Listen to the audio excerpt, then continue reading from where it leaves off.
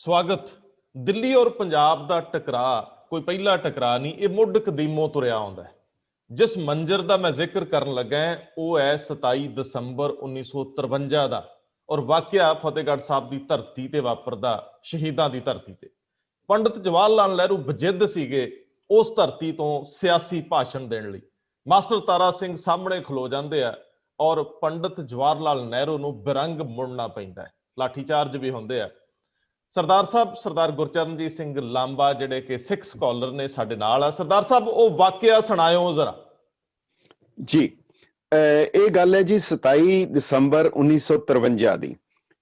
ਪੰਜਾਬ ਦੇ ਵਿੱਚ ਚੋਣਾਂ ਦਾ ਮਾਹੌਲ ਸੀਗਾ ਤੇ ਉਸ ਵੇਲੇ ਪੰਡਿਤ ਜਵਾਹਰ ਲਾਲ ਨਹਿਰੂ ਫਤਿਹਗੜ੍ਹ ਸਾਹਿਬ ਆਉਂਦੇ ਹੈ ਔਰ ਉਹਨਾਂ ਨੂੰ ਸੱਦਿਆ ਜਾਂਦਾ ਹੈ ਪ੍ਰਬੰਧਕਾਂ ਵੱਲੋਂ, ਕੁਝ ਲੋਕਾਂ ਵੱਲੋਂ, ਪਤਵੰਤਿਆਂ ਵੱਲੋਂ। ਔਰ ਉਹ ਜਦੋਂ ਪੰਡਿਤ ਜਵਾਹਰ ਲਾਲ ਨਹਿਰੂ ਭਾਸ਼ਣ ਦੇਣ ਲੱਗਦੇ ਆ ਤਾਂ ਮਾਸਟਰ ਤਾਰਾ ਸਿੰਘ ਜੀ ਉਹਨਾਂ ਦੇ ਹੱਥੋਂ ਮਾਈਕ ਲੈ ਲੈਂਦੇ ਆ। ਬੜਾ ਰੋਲਾ ਪੈਂਦਾ, ਕੁਦਰਤੀ ਤੌਰ ਤੇ ਸੀ ਕਿ ਪ੍ਰਧਾਨ ਮੰਤਰੀ ਹੈ ਦੇਸ਼ ਦੇ, ਔਰ ਉਸ ਵੇਲੇ ਪੰਡਿਤ ਨਹਿਰੂ ਦੀ ਗੁੱਡੀ ਵੀ ਪੂਰੇ ਅਸਮਾਨ ਦੇ ਉੱਤੇ ਸੀ ਕਿ ਉਹਨਾਂ ਨੂੰ ਇਸ ਤਰ੍ਹਾਂ ਰੋਕ ਲੈਣਾ ਇਹ ਕੋਈ ਮਾਮੂਲੀ ਗੱਲ, ਘਟਨਾ ਨਹੀਂ ਸੀਗੀ। ਤਾਂ ਉਸ ਵੇਲੇ ਪੰਡਿਤ ਜੀ ਨੇ ਕਿਹਾ ਕਿ ਮੈਂ ਸਿਰਫ ਇੱਥੇ ਸਾਹਿਬਜ਼ਾਦਿਆਂ ਨੂੰ ਸ਼ਰਧਾਂਜਲੀ ਦੇਣ ਲਈ ਆਇਆ। ਤਾਂ ਮਾਸਟਰ ਜੀ ਦਾ ਕਹਿਣਾ ਸੀ ਕਿ ਪੰਡਿਤ ਜੀ ਇੱਥੋਂ ਕਈ ਵਾਰ ਲੰਘੇ ਹੈ, ਭਾਖੜਾ ਨੰਗਲ ਜਾਂ ਹੋਰ ਇੱਧਰ ਆਂਦਿਆਂ, ਮਗਰ ਉਹਨਾਂ ਨੂੰ ਕਦੀ ਸ਼ਹੀਦਾਂ ਦਾ ਯਾਦ ਨਹੀਂ ਆਈ, ਸਾਹਿਬਜ਼ਾਦਿਆਂ ਦੀ ਯਾਦ ਨਹੀਂ ਆਈ। ਹੁਣ ਪੰਜਾਬ ਦੇ ਵਿੱਚ ਚੋਣਾਂ ਆ ਗਈਆਂ, ਇਹ ਕਿਉਂ ਹੋ ਰਿਹਾ ਕਿ ਤੁਸੀਂ ਅੱਜ ਕਰ ਰਹੇ ਹੋ? ਉਹਨਾਂ ਨੇ ਕਿਹਾ ਕਿ ਚੋਣਾਂ ਖਤਮ ਹੋ ਜਾਣ ਦਿਓ, 1 ਮਹੀਨੇ ਬਾਅਦ ਅਸੀਂ ਦੁਬਾਰਾ ਉਚੇਚਾ ਇੱਥੇ ਰੱਖਾਂਗੇ ਔਰ ਤੁਹਾਡਾ ਸਾਰਾ ਭਾਸ਼ਣ ਸੁਣਾਂਗੇ ਔਰ ਤੁਹਾਡਾ ਸਨਮਾਨ ਵੀ ਕਰਾਂਗੇ। ਮਗਰ ਇਸ ਦੌਰਾਨ ਮਹਾਰਾਜਾ ਯਾਦਵਿੰਦਰਾ ਸਿੰਘ ਜੀ ਸਨ, ਉਹ ਕਹਿਣ ਲੱਗੇ ਮਾਸਟਰ ਜੀ ਇਹ ਮੈਂ ਇਹਨਾਂ ਨੂੰ ਲਿਆਂਦਾ, ਮੇਰੀ ਇੱਜ਼ਤ ਦਾ ਸਵਾਲ ਹੈ। ਮਾਸਟਰ ਤਾਰਾ ਸਿੰਘ ਦਾ ਕਹਿਣਾ ਸੀ ਕਿ ਤੁਹਾਡੀ ਇੱਜ਼ਤ ਦਾ ਸਵਾਲ ਹੈ, ਦੂਜੇ ਪਾਸੇ ਪੰਥ ਦੀ ਇੱਜ਼ਤ ਦਾ ਸਵਾਲ ਹੈ। ਤਾਂ ਉਸ ਵੇਲੇ ਮਹਾਰਾਜਾ ਯਾਦਵਿੰਦਰਾ ਸਿੰਘ ਜੀ ਨੇ ਕਿਹਾ ਕਿ ਮਾਸਟਰ ਜੀ ਅਸੀਂ ਉੱਤੋਂ ਪੰਥ ਨਾਲ ਆ, ਵਿੱਚੋਂ ਅਸੀਂ ਵਿੱਚੋਂ ਪੰਥ ਨਾਲ ਆ ਪਰ ਉੱਤੋਂ ਸਰਕਾਰ ਨਾਲ ਆ। ਮਾਸਟਰ ਜੀ ਦਾ ਕਹਿਣਾ ਸੀ ਇਦਾਂ ਕਰੋ, ਤੁਸੀਂ ਉੱਤੋਂ ਪੰਥ ਨਾਲ ਹੋ ਜਾਓ, ਵਿੱਚੋਂ ਭਾਵੇਂ ਸਰਕਾਰ ਨਾਲ ਰਹੋ। ਉਹ ਕਹਿਣ ਲੱਗੇ ਜੀ ਫਿਰ ਸਾਨੂੰ ਇਹਨਾਂ ਨੇ ਪੁੱਛਣਾ ਹੀ ਨਹੀਂ। ਤੇ ਉਹ ਜਿਹੜੀ ਸੀ ਨਹੀਂ ਬੋਲਣ ਦਿੱਤਾ, ਉਸ ਸਮੇਂ ਦੇ ਉੱਤੇ ਇੱਕ ਬਹੁਤ ਵੱਡੀ ਘਟਨਾ ਸੀ। ਔਰ ਉਸ ਦੇ ਬਾਅਦ ਇਸ ਦੇ ਚੋਂ ਸਿਧਾਂਤ ਇਹ ਨਿਕਲਿਆ, ਮਾਸਟਰ ਤਾਰਾ ਸਿੰਘ ਨੇ ਬਾਰ-ਬਾਰ ਇਹ ਕਿਹਾ ਕਿ ਹੁਣ ਤੁਹਾਨੂੰ ਨਿਰਣਾ ਕਰਨਾ ਪੈਣਾ, ਅੱਜ ਵੀ ਲੋੜ ਹੈ। ਉਹ ਜਿਹੜਾ ਸਵਾਲ ਪ੍ਰਸ਼ਨ ਚਿੰਨ੍ਹ ਉੱਠਿਆ ਸੀ ਕਿ ਕੀ ਗੁਰਦੁਆਰਿਆਂ ਦੀ ਸਟੇਜ ਹਕੂਮਤ ਦੀ ਜਾਂ ਹਾਕਮਾਂ ਦੀ ਖੁਸ਼ਾਮਦ ਲਈ ਜਾਂ ਪੰਥ ਵਿਰੋਧੀਆਂ ਦੀ ਉਹਨਾਂ ਦੇ ਪ੍ਰਚਾਰ ਪ੍ਰਸਾਰ ਲਈ ਵਰਤੀ ਜਾ ਸਕਦੀ ਹੈ। ਉਹ ਮਾਸਟਰ ਤਾਰਾ ਸਿੰਘ ਦਾ ਜਿਹੜਾ ਇੱਕ ਕਦਮ ਸੀ, ਇੱਕ ਮਾਮੂਲੀ ਕਦਮ ਨਹੀਂ ਸੀਗਾ ਕਿ ਭਾਰਤ ਦੇ ਪ੍ਰਧਾਨ ਮੰਤਰੀ ਨੂੰ ਰੋਕ ਦੇਣਾ ਔਰ ਨਹੀਂ ਬੋਲਣ ਦਿੱਤਾ। ਅੱਛਾ, ਮੈਂ ਦੋਸਤੋ ਤੁਹਾਨੂੰ ਦੱਸਣਾ ਚਾਹੂੰਗਾ ਕਿ ਅੱਜ ਮਾਸਟਰ ਤਾਰਾ ਸਿੰਘ ਦੀ ਬਰਸੀ ਹੈ। ਕੁਝ ਘਟਨਾਵਾਂ ਜਿਹੜੀਆਂ ਦਿਲਚਸਪ ਨੇ, ਜਿਨ੍ਹਾਂ ਦਾ ਸਿੱਧਾ ਸੰਬੰਧ ਸਾਡੇ ਅੱਜ ਨਾਲ ਜੁੜਦਾ, ਉਹਨਾਂ ਨਾਲ ਤੁਹਾਡੀ ਸਾਂਝ ਪਵਾਵਾਂਗੇ। ਅੱਜ ਦੀ ਲੀਡਰਸ਼ਿਪ ਤੇ ਪੁਰਾਣੀ ਲੀਡਰਸ਼ਿਪ ਦੇ ਵਿੱਚ ਫਰਕ ਦੀਆਂ ਗੱਲਾਂ ਵੀ ਕਰਾਂਗੇ।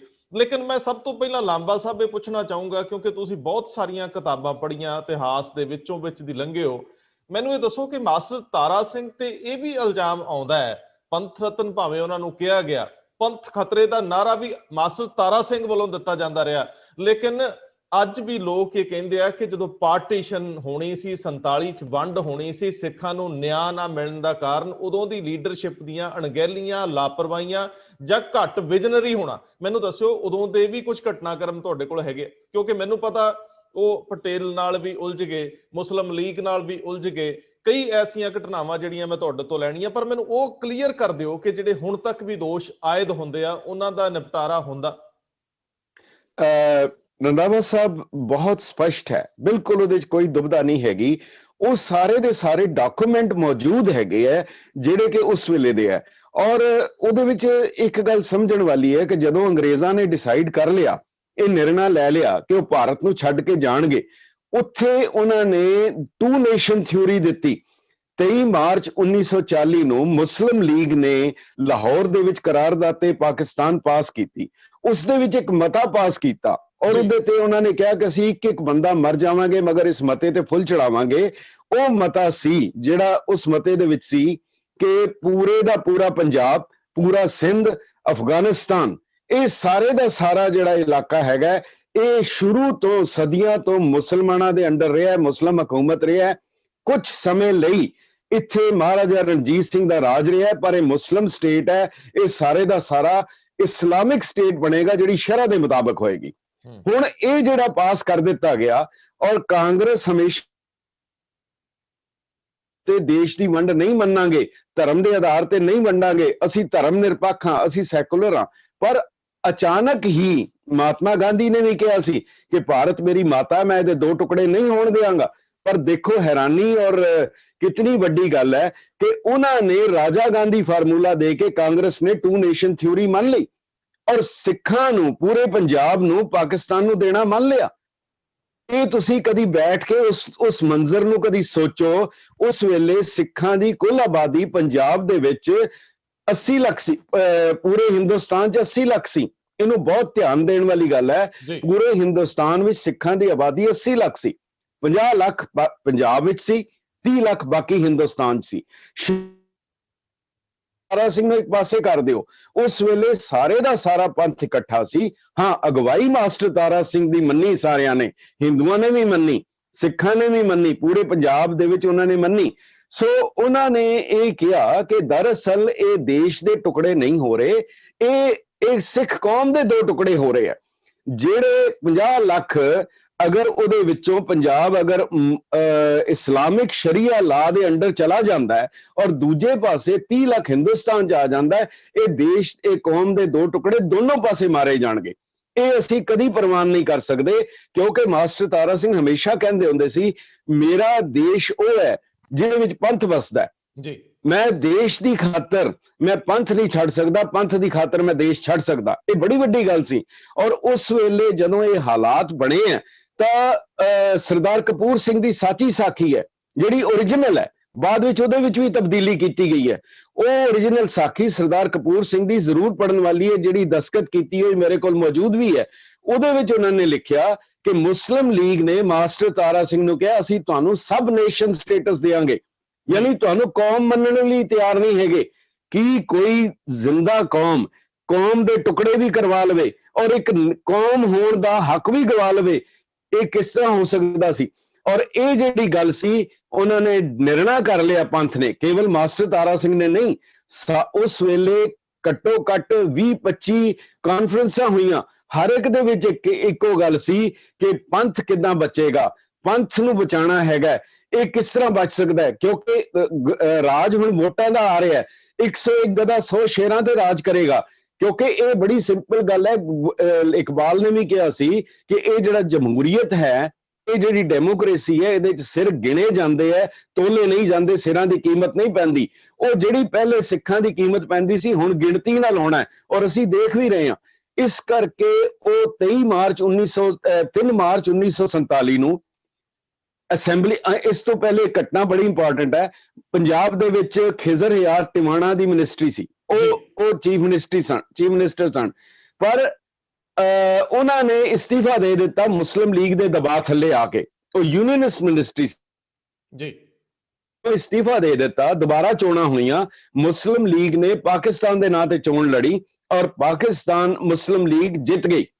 ਹੁਣ ਸਮਾਂ ਆ ਰਿਹਾ ਪਾਰਟੀਸ਼ਨ ਦਾ, ਔਰ ਮੁਸਲਿਮ ਲੀਗ ਦੀ ਮਿਨਿਸਟਰੀ ਬਣਨੀ ਹੈ, ਔਰ ਉਸ ਵੇਲੇ 22 ਜਾਂ 23 ਮੈਂਬਰ ਅਸੈਂਬਲੀ ਉਹਦੇ ਚੋਂ ਬਾਹਰ ਨਿਕਲੇ ਆ, ਕਿਲੇ ਚੋਂ ਬਾਹਰ ਨਿਕਲੇ ਆ, ਔਰ ਮਾਸਟਰ ਤਾਰਾ ਸਿੰਘ ਅੱਗੇ ਹੈ। ਵੱਡਾ ਹਜੂਮ ਹੈ। ਮਾਸਟਰ ਤਾਰਾ ਸਿੰਘ ਨੇ ਆਪਣੀ ਸ੍ਰੀ ਸਾਹਿਬ ਹਮੇਸ਼ਾ ਰੱਖਦੇ ਸੀ, ਹਮੇਸ਼ਾ 3 ਫੁੱਟੀ ਸ੍ਰੀ ਸਾਹਿਬ ਰੱਖਦੇ ਸੀ। ਉਹਨਾਂ ਨੇ ਉੱਤੇ ਚੁੱਕ ਕੇ ਨਾਰਾ ਮਾਰਿਆ, ਪਾਕਿਸਤਾਨ ਮੁਰਦਾਬਾਦ। ਉਸ ਵੇਲੇ ਲੱਗਿਆ ਕਿ ਹੁਣ ਮਾਸਟਰ ਤਾਰਾ ਸਿੰਘ ਨਹੀਂ ਬਚ ਸਕਦਾ। ਪਰ ਉਸ ਤੋਂ ਬਾਅਦ ਮੁਸਲਿਮ ਲੀਗ ਨੂੰ ਇਹ ਲੱਗਿਆ ਕਿ ਇਹ ਜਿਹੜੀ ਹੈ ਪਾਕਿਸਤਾਨ ਦੇ ਵਿੱਚ ਵੱਡੀ ਰੁਕਾਵਟ ਹੈ, ਔਰ ਫਸਾਦ ਸ਼ੁਰੂ ਹੋ ਗਏ। ਔਰ ਉਹ ਫਸਾਦ ਇਤਨੇ ਜ਼ਬਰਦਸਤ ਹੋਏ, ਸਾਰੀ ਜਗ੍ਹਾ ਦੇ ਉੱਤੇ ਹੋਏ। ਔਰ ਇਸ਼ਤਿਆਕ ਅਹਿਮਦ ਦੀ ਜਿਹੜੀ ਕਿਤਾਬ ਹੈ ਬਲੱਡਿਡ ਪੰਜਾਬ, ਉਹਦੇ 'ਚ ਵੀ ਲਿਖਿਆ, ਉਹ ਸਾਰੇ ਦੇ ਸਾਰੇ ਉਸ ਇਲਾਕੇ ਵਿੱਚ ਸ਼ੁਰੂ ਹੋਏ ਜਿਹਨੂੰ ਅਸੀਂ ਲਹਿੰਦਾ ਪੰਜਾਬ ਕਹਿੰਦੇ ਹਾਂ। ਔਰ ਉਹਦੇ 'ਚ ਬਹੁਤ ਵੱਡਾ ਜਾਨੀ ਨੁਕਸਾਨ ਹੋਇਆ। ਮਗਰ ਉਸ ਦੇ ਬਾਅਦ ਗਵਰਨਮੈਂਟ ਆਫ ਇੰਡੀਆ, ਬਰਤਾਨੀਆ ਦੀ ਜਿਹੜੇ ਉਹਨਾਂ ਦੀ ਫਰੰਗੀਆਂ ਦੀ ਸਰਕਾਰ ਸੀ ਭਾਰਤ ਦੇ ਉੱਤੇ ਕਾਬਜ਼, ਉਹਨਾਂ ਨੇ ਐਲਾਨ ਕਰ ਦਿੱਤਾ ਕਿ ਮੁਸਲਿਮ ਲੀਗ ਦੀ ਵਜ਼ਾਰਤ ਨਹੀਂ ਬਣੇਗੀ, ਪੰਜਾਬ ਦਾ ਬਟਵਾਰਾ ਹੋਏਗਾ। ਸੋ ਹਿੰਦੂ ਕਾਂਗਰਸ ਔਰ ਮੁਸਲਿਮ ਲੀਗ ਨੇ ਮਿਲ ਕੇ, ਕਿਉਂਕਿ ਉਸ ਵੇਲੇ ਹਿੰਦੂ ਕਾਂਗਰਸ ਕਿਹਾ ਜਾਂਦਾ ਸੀ, ਹਿੰਦੂ ਕਾਂਗਰਸ ਮੁਸਲਿਮ ਲੀਗ ਨੇ ਮਿਲ ਕੇ ਦੇਸ਼ ਦਾ ਬਟਵਾਰਾ ਕਰਾਇਆ। ਇਹ ਸਿੱਖ ਲੀਡਰਸ਼ਿਪ ਸੀ ਜਿਸ ਨੇ ਪੰਜਾਬ ਦਾ ਬਟਵਾਰਾ ਕਰਾ ਕੇ ਸਿੱਖਾਂ ਨੂੰ ਇੱਕ ਜਗ੍ਹਾ ਇਕੱਠਿਆਂ ਕੀਤਾ। ਅਗਰ ਇਹ ਨਾ ਹੁੰਦਾ, ਸਹਿਜੇ ਅਨੁਮਾਨਿਆ ਜਾ ਸਕਦਾ ਹੈਗਾ ਕਿ ਕੌਮ ਦੀ ਕੀ ਹਾਲਤ ਹੋਣੀ ਸੀ। ਹੁਣ ਤੁਸੀਂ ਕਹਿੰਦੇ ਹੋ ਕਿਉਂ ਜੀ, ਇਹ ਡੇਟ ਇਹ 1946 ਦਾ ਸਮਾਂ ਹੈ। ਇਹ 3 ਮਾਰਚ 1947, 3 ਮਾਰਚ 1947। 47, ਅੱਛਾ। ਸੋ ਇਹ ਉਦੋਂ ਇਹ ਸਾਰੇ ਘਟਨਾਕ੍ਰਮ ਦੇ ਵਿੱਚ ਉਸ ਜਿਹੜੇ ਫਸਾਦ ਹੁੰਦੇ ਆ, ਰੌਲਾ ਰੱਪਾ ਪੈਂਦਾ, ਮਾਰ ਟੁੱਕ ਹੁੰਦੀ ਹੈ, ਉਹਦੇ ਤੋਂ ਬਾਅਦ ਅੰਗਰੇਜ਼ ਫੈਸਲਾ ਕਰਦਾ ਹੈ ਕਿ ਸਿੱਖਾਂ ਨੂੰ ਧਿਰ ਮੰਨ ਲਿਆ ਜਾਵੇ। ਧਿਰ ਨਹੀਂ ਮੰਨਿਆ। ਧਿਰ ਮੰਨਣ ਦਾ ਇਹ ਸੀ, ਉਹਨਾਂ ਨੇ ਜਦੋਂ ਵੀ ਦੇਖੋ ਫਸਟ ਵਰਲਡ ਵਾਰ ਤੋਂ ਬਾਅਦ, ਜੰਗੇ ਅਜ਼ੀਮ ਪਹਿਲੀ ਤੋਂ ਬਾਅਦ ਅੰਗਰੇਜ਼ਾਂ ਨੇ ਜਿਹੜੇ ਮੁਲਕ ਨੂੰ ਛੱਡਿਆ, ਇੱਥੇ ਉਹ ਜਿਹੜਾ ਜਮਹੂਰੀਅਤ ਦੀ ਜਾਂ ਡੈਮੋਕ੍ਰੇਸੀ ਦਾ ਉਸ ਨੂੰ ਕੀਤਾ, ਜਿਹਨੂੰ ਇਕਬਾਲ ਨੇ ਕਿਹਾ ਸੀ, ਕਹਿੰਦਾ ਇਹ ਜਲਾਲੇ ਪਾਤਸ਼ਾਹੀ ਹੋ ਜਾਂ ਹੋ ਜਮਹੂਰੀਅਤ का तमाशा, जुदा हो दी सियासत से तो रह जाती है चंगेजी। ਇੱਕ ਗੱਲ ਬੜੀ ਸਮਝਣ ਵਾਲੀ ਹੈ ਕਿ ਜਿੱਥੇ ਫਿਰਕਾ ਪ੍ਰਸਤੀ ਹੋਏਗੀ, ਕਮਿਊਨਲਿਜ਼ਮ ਹੋਏਗਾ ਜਿਨ੍ਹਾਂ ਮੁਲਕਾਂ ਦੇ ਵਿੱਚ, ਜਿਨ੍ਹਾਂ ਇਲਾਕਿਆਂ ਦੇ ਵਿੱਚ, ਉੱਥੇ ਡੈਮੋਕ੍ਰੇਸੀ ਹੋਏਗੀ ਤਾਂ ਉਹ ਅਕਲੀਅਤ ਲਈ, ਘੱਟ ਗਿਣਤੀ ਲਈ, ਉਹ ਉਹਨਾਂ ਲਈ ਇਤਨੀ ਜ਼ਿਆਦਾ ਅਜ਼ਾਬ ਪੈਦਾ ਕਰੇਗੀ, ਉਹਨਾਂ ਲਈ ਜ਼ਿੰਦਗੀ ਔਰ ਮੌਤ ਦਾ ਸਵਾਲ ਬਣ ਜਾਂਦੀ ਹੈ। ਇਹ ਤੁਸੀਂ ਦੇਖ ਰਹੇ ਹੋ ਜਿਸ ਵੀ ਖਿੱਤੇ ਦੇ ਵਿੱਚ ਇਸ ਤਰੀਕੇ ਦੇ ਨਾਲ ਹੋਇਆ। ਉਸ ਕਰਕੇ ਇਹ ਸਿੱਖ ਲੀਡਰਸ਼ਿਪ ਦਾ ਸੀ ਕਿ ਅਸੀਂ, ਉਹ ਪਾਕਿਸਤਾਨ ਦੀ ਵਿਰੋਧਤਾ ਇਸ ਕਰਕੇ ਕਰ ਰਹੇ ਸੀ ਕਿ ਉਹਨਾਂ ਦਾ ਸੀ ਕਿ ਅਸੀਂ ਘੱਟ ਗਿਣਤੀ 'ਚ ਹਾਂ, ਮੁਸਲਮਾਨ ਵੀ ਘੱਟ ਗਿਣਤੀ 'ਚ ਹੈ। ਅਗਰ ਇਹ ਘੱਟ ਗਿਣਤੀ ਦੋਨੋਂ ਇਕੱਠੇ ਰਵਾਂਗੇ ਤੇ ਕੁਝ ਸਾਡੀ ਤਾਕਤ ਬਣੇਗੀ। ਪਰ ਜਦੋਂ ਮੁਸਲਿਮ ਲੀਗ ਨੇ ਐਲਾਨ ਕਰ ਦਿੱਤਾ ਅਸੀਂ ਨਹੀਂ ਰਹਿਣਾ, ਸਾਡਾ ਕਲਚਰ ਵੱਖਰਾ ਹੈ, ਸਾਡਾ ਸਿਧਾਂਤ ਵੱਖਰਾ ਹੈ, ਉਸ ਵੇਲੇ ਉਹਨਾਂ ਨੇ, ਜਦੋਂ ਸਿੱਖਾਂ ਨੇ ਪਹਿਲਾਂ ਵਿਰੋਧਤਾ, ਉਹਦੀ ਵਿਰੋਧਤਾ ਕੀਤੀ ਸੀ, ਔਰ ਬਾਅਦ ਵਿੱਚ ਇਹ ਸਿੱਖਾਂ ਦੀ ਤੇ ਮੁਸਲਮਾਨਾਂ ਦੀ, ਮੁਸਲਿਮ ਲੀਗ ਦੀ ਲੀਡਰਸ਼ਿਪ ਦੀ ਆਪਸ ਵਿੱਚ ਜਿਹੜਾ ਟਕਰਾਅ ਹੋਇਆ, ਇਹ ਕਾਰਨ ਸੀ ਜੀ। ਅੱਛਾ, ਇਹ ਇਸ ਤੋਂ ਬਾਅਦ ਜਿਹੜਾ ਅਸੀਂ ਮਾਸਟਰ ਤਾਰਾ ਸਿੰਘ ਨੂੰ ਜ਼ਿੰਮੇਵਾਰ ਨਹੀਂ ਮੰਨ ਸਕਦੇ, ਉਹ ਜਿੰਨਾ ਕਰ ਸਕਦੇ ਸੀ ਤੁਹਾਡਾ ਮਤਲਬ ਉਹਨਾਂ ਨੇ ਕੀਤਾ। ਰੰਧਾਵਾ ਸਾਹਿਬ, ਇਸ ਦੇ ਵਿੱਚ ਇੱਕ ਚੀਜ਼ ਹੋਰ ਹੈਗੀ ਹੈ। ਤੁਸੀਂ ਗੱਲ ਇਹ ਹੈ, ਦੇਖੋ ਬੜੀ ਸਿੰਪਲ ਜੀ ਗੱਲ ਹੁੰਦੀ ਹੈ ਕਿ ਜਿਹੜਾ ਹਾਕਮ ਹੁੰਦਾ ਉਹ ਤੁਹਾਡੇ ਲੀਡਰਸ਼ਿਪ ਨੂੰ ਬਦਨਾਮ ਕਰਦਾ ਜੀ। ਜੇ ਕਹਿ ਲਿਆ ਜਾਏ, ਅਗਰ ਬਲੂ ਸਟਾਰ ਵੀ ਹੋਇਆ, ਉਸ ਵੇਲੇ ਵੀ ਸਰਕਾਰ ਵੱਲੋਂ ਸਾਰੇ ਦਾ ਸਾਰਾ ਦੋਸ਼ ਜਿਹੜਾ ਹੈ ਉਹ ਸਿੱਖਾਂ ਦੇ ਉੱਤੇ ਹੀ ਮੜਿਆ ਗਿਆ ਕਿ ਇਹਨਾਂ ਨੇ ਕਰਾਇਆ, ਇਹਨਾਂ ਦੀ ਇਹ ਜ਼ਿੰਮੇਵਾਰੀ। ਇਸੇ ਤਰੀਕੇ ਦੇ ਨਾਲ ਜਦੋਂ ਅੰਗਰੇਜ਼ਾਂ ਨੇ ਮਹਾਰਾਜਾ ਰਣਜੀਤ ਸਿੰਘ ਦਾ ਰਾਜ ਲਿਆ, 6 ਸਾਲ ਦੇ ਮਹਾਰਾਜਾ ਦਲੀਪ ਸਿੰਘ ਨੂੰ ਆਪਣੇ ਕਬਜ਼ੇ 'ਚ ਲਿਆ, ਔਰ ਉਹਦੇ ਬਾਅਦ ਸਮਝੌਤਾ ਕੀਤਾ, ਔਰ ਜਿਹੜਾ ਉਹਨਾਂ ਨੇ ਕਿਹਾ ਸੀ ਕਿ ਅਸੀਂ ਖਾਲੀ ਕੇਅਰ ਟੇਕਰ ਰਵਾਂਗੇ, ਪਰ ਕੁਝ ਸਾਲਾਂ ਬਾਅਦ ਉਹਨਾਂ ਨੇ ਕੀ ਕੀਤਾ ਕਿ ਮਹਾਰਾਜਾ ਦਲੀਪ ਸਿੰਘ ਨੇ ਸਮਝੌਤਾ ਤੋੜ ਦਿੱਤਾ, ਦੋਸ਼ ਇਹਨਾਂ ਦਾ, ਇਸ ਕਰਕੇ ਅਸੀਂ ਪੰਜਾਬ ਤੇ ਕਬਜ਼ਾ ਕਰ ਰਹੇ ਹਾਂ। ਇਹ ਤਾਂ ਉਹ ਬੱਕਰੇ ਤੇ ਉਹ ਜਿਹੜੀ ਮੇਮਨੇ ਦੀ ਤੇ ਸ਼ੇਰ ਵਾਲੀ ਗੱਲ ਹੈ ਕਿ ਉਹਨੇ ਮਾਰਨਾ ਹੀ ਮਾਰਨਾ ਔਰ ਦੋਸ਼ ਵੀ ਦੇਣਾ। ਗੁਰੂ ਤੇਗ ਬਹਾਦਰ ਸਾਹਿਬ ਦੇ ਉੱਤੇ ਵੀ ਇਲਜ਼ਾਮ ਲਾਏ ਕਿ ਪਲੰਡਰਰ ਐਂਡ ਰੈਪਾਈਨ ਹੈਗੇ ਹੈ। ਗੁਰੂ ਅਰਜਨ ਦੇਵ ਜੀ ਨੂੰ ਕਿਹਾ ਗਿਆ ਕਿ ਇਹ ਦੁਕਾਨੇ ਬਾਤਲ ਹੈ, ਇਹਨਾਂ ਨੇ ਝੂਠ ਦੀ ਦੁਕਾਨ ਖੋਲੀ ਹੈ। ਸੋ ਇਹ ਕੋਈ ਨਵੀਂ ਗੱਲ ਨਹੀਂ ਹੈ, ਪਰ ਕਾਰਨ ਇਹ ਹੈ ਕਿ ਅੰਗਰੇਜ਼ਾਂ ਨਾਲ ਮਾਸਟਰ ਤਾਰਾ ਸਿੰਘ ਲੜਦੇ ਰਹੇ, ਗੁਰਦੁਆਰਾ ਸੁਧਾਰ ਲਹਿਰ ਤੋਂ ਲੈ ਕੇ ਮੁਸਲਿਮ ਲੀਗ ਨਾਲ ਲੜੇ, ਕਾਂਗਰਸ ਨਾਲ ਲੜਦੇ ਰਹੇ। ਬਾਕੀ 1967 ਦੇ ਵਿੱਚ ਆ ਕੇ ਜਦੋਂ ਅਕਾਲੀ ਦਲ ਦੋ ਫਾੜ ਹੁੰਦਾ, ਸਰਦਾਰ ਕਪੂਰ ਸਿੰਘ ਰਹਿ ਜਾਂਦੇ ਆ ਮਾਸਟਰ ਤਾਰਾ ਸਿੰਘ ਦੇ ਨਾਲ। ਮਾਸਟਰ ਕਪੂਰ ਸਿੰਘ ਜੀ ਨੇ ਖੁਦ ਲਿਖਿਆ ਕਿ ਮੈਨੂੰ ਮਾਸਟਰ ਤਾਰਾ ਸਿੰਘ ਨੇ ਪਾਰਲੀਮੈਂਟ ਭੇਜਿਆ। ਕਪੂਰ ਸਿੰਘ ਜੀ ਨੇ ਖੁਦ ਲਿਖਿਆ, ਸਰਦਾਰ ਕਪੂਰ ਸਿੰਘ ਨੇ, ਕਿ ਜਿਹੜੀ ਸਪੀਚ ਮੈਂ ਇਤਿਹਾਸਕ ਸਪੀਚ ਪਾਰਲੀਮੈਂਟ ਵਿੱਚ ਦਿੱਤੀ ਸੀ ਕਿ ਸਿੱਖਾਂ ਦੇ ਨਾਲ ਬੇਵਸਾਹੀ ਜਾਂ ਬੈਟਰੀਅਲ ਆਫ ਦਾ ਸਿੱਖਸ, ਉਹਦਾ ਡਰਾਫਟ ਮਾਸਟਰ ਤਾਰਾ ਸਿੰਘ ਨੇ ਅਪਰੂਵ ਕੀਤਾ ਸੀ। ਇਹ ਸਾਰੇ ਘਟਨਾਕ੍ਰਮ, ਔਰ ਸਰਦਾਰ ਕਪੂਰ ਸਿੰਘ ਨੇ ਇਹ ਗੱਲ ਵੀ ਲਿਖੀ ਹੈ ਕਿ ਜੇਕਰ ਵਾਹਿਗੁਰੂ ਨੇ ਮਾਸਟਰ ਤਾਰਾ ਸਿੰਘ ਨੂੰ 10 ਸਾਲ ਹੋਰ ਦਿੱਤੇ ਹੁੰਦੇ ਤਾਂ ਉਹਨਾਂ ਨੇ ਸਿੱਖਾਂ ਨੂੰ ਪੰਜਾਬ ਵਿੱਚ ਹੀ ਨਹੀਂ, ਭਾਰਤ ਵਿੱਚ ਨਹੀਂ, ਦੁਨੀਆ ਦੇ ਨਕਸ਼ੇ ਦੇ ਉੱਤੇ ਇੱਕ ਖੁਦ ਮੁਖਤਿਆਰ ਇੱਕ ਤਾਕਤ ਬਣ ਕੇ ਉਹਨਾਂ ਨੇ ਪੇਸ਼ ਕਰਨਾ ਸੀ, ਪਰ ਐਸਾ ਹੋਇਆ ਨਹੀਂ।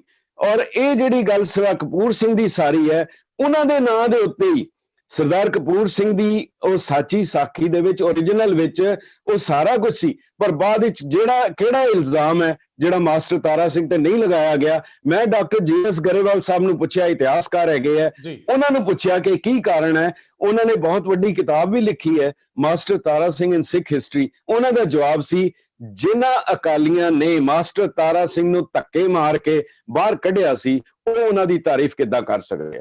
ਦੂਜੇ ਪਾਸੇ ਮਾਸਟਰ ਤਾਰਾ ਸਿੰਘ ਦੀ ਦੇਣ, ਭਾਵੇਂ ਉਹ ਧਾਰਮਿਕ ਤੌਰ ਤੇ ਹੋਵੇ, ਪੰਥਕ ਤੌਰ ਦੇ ਉੱਤੇ ਹੋਵੇ, ਉਹਨਾਂ ਦੀ ਜਰਨਲਿਜ਼ਮ ਦੇ ਵਿੱਚ ਹੋਵੇ, ਉਹਨਾਂ ਦਾ ਧਾਰਮਿਕ ਜੀਵਨ ਹੋਵੇ, ਉਹਨਾਂ ਦੀਆਂ ਕੋਟੇਸ਼ਨਸ ਹੋਣ, ਉਹਨਾਂ ਦੇ ਲਿਖਾਰੀ ਹੋਣ ਦਾ ਹੋਣ, ਪਿਛਲੀ ਸਦੀ ਦੇ ਵਿੱਚ ਇਤਨਾ ਵੱਡਾ ਕੰਮ ਕੋਈ ਨਹੀਂ ਕਰ ਸਕਦਾ। ਇਸ ਕਰਕੇ ਸਰਦਾਰ ਕਪੂਰ ਸਿੰਘ ਨੇ ਇਹ ਗੱਲ ਵੀ ਲਿਖੀ ਹੈਗੀ ਹੈ, ਉਹਦੇ ਵਿੱਚ ਉਹਨਾਂ ਨੇ ਬਹੁਤ ਸਪਸ਼ਟ ਤੌਰ ਦੇ ਉੱਤੇ ਜਿਹੜਾ ਹੈ ਮਾਸਟਰ ਤਾਰਾ ਸਿੰਘ ਦੇ ਬਾਰੇ ਉਹ ਪੂਰੀ ਇਮਾਨਦਾਰੀ ਦੇ ਨਾਲ ਕੀਤਾ ਹੈ। ਪਰ ਇੱਕ ਪਾਸੇ ਹੋਰ ਹੈ, ਜਿਵੇਂ ਇੱਕ ਗੱਲ ਕਹਿੰਦੇ ਆ ਜੀ ਕਿ ਜਿਹੜੀ ਵੀ ਹਕੂਮਤ ਆਂਦੀ ਹੈ, ਜਿਹੜੀ ਵੀ ਤਾਕਤ ਆਂਦੀ ਹੈ, ਆਪਣੇ ਤੋਂ ਪਿਛਲੇ ਦੇ ਉੱਤੇ ਸਾਰਾ ਬਲੇਮ ਸੁੱਟ ਦਿੰਦੀ ਹੈ। ਇਹ ਕੁਦਰਤੀ ਹੈ। ਜੇ ਕਾਂਗਰਸ ਆਏਗੀ ਤੇ ਕਹਿਣਗੇ ਜੀ ਉਹ ਅਕਾਲੀਆਂ ਨੇ ਖਜ਼ਾਨਾ ਖਾਲੀ ਕਰਤਾ, ਅਕਾਲੀ ਆਣਗੇ ਕਾਂਗਰਸ ਤੇ ਬਲੇਮ ਕਰਨਗੇ।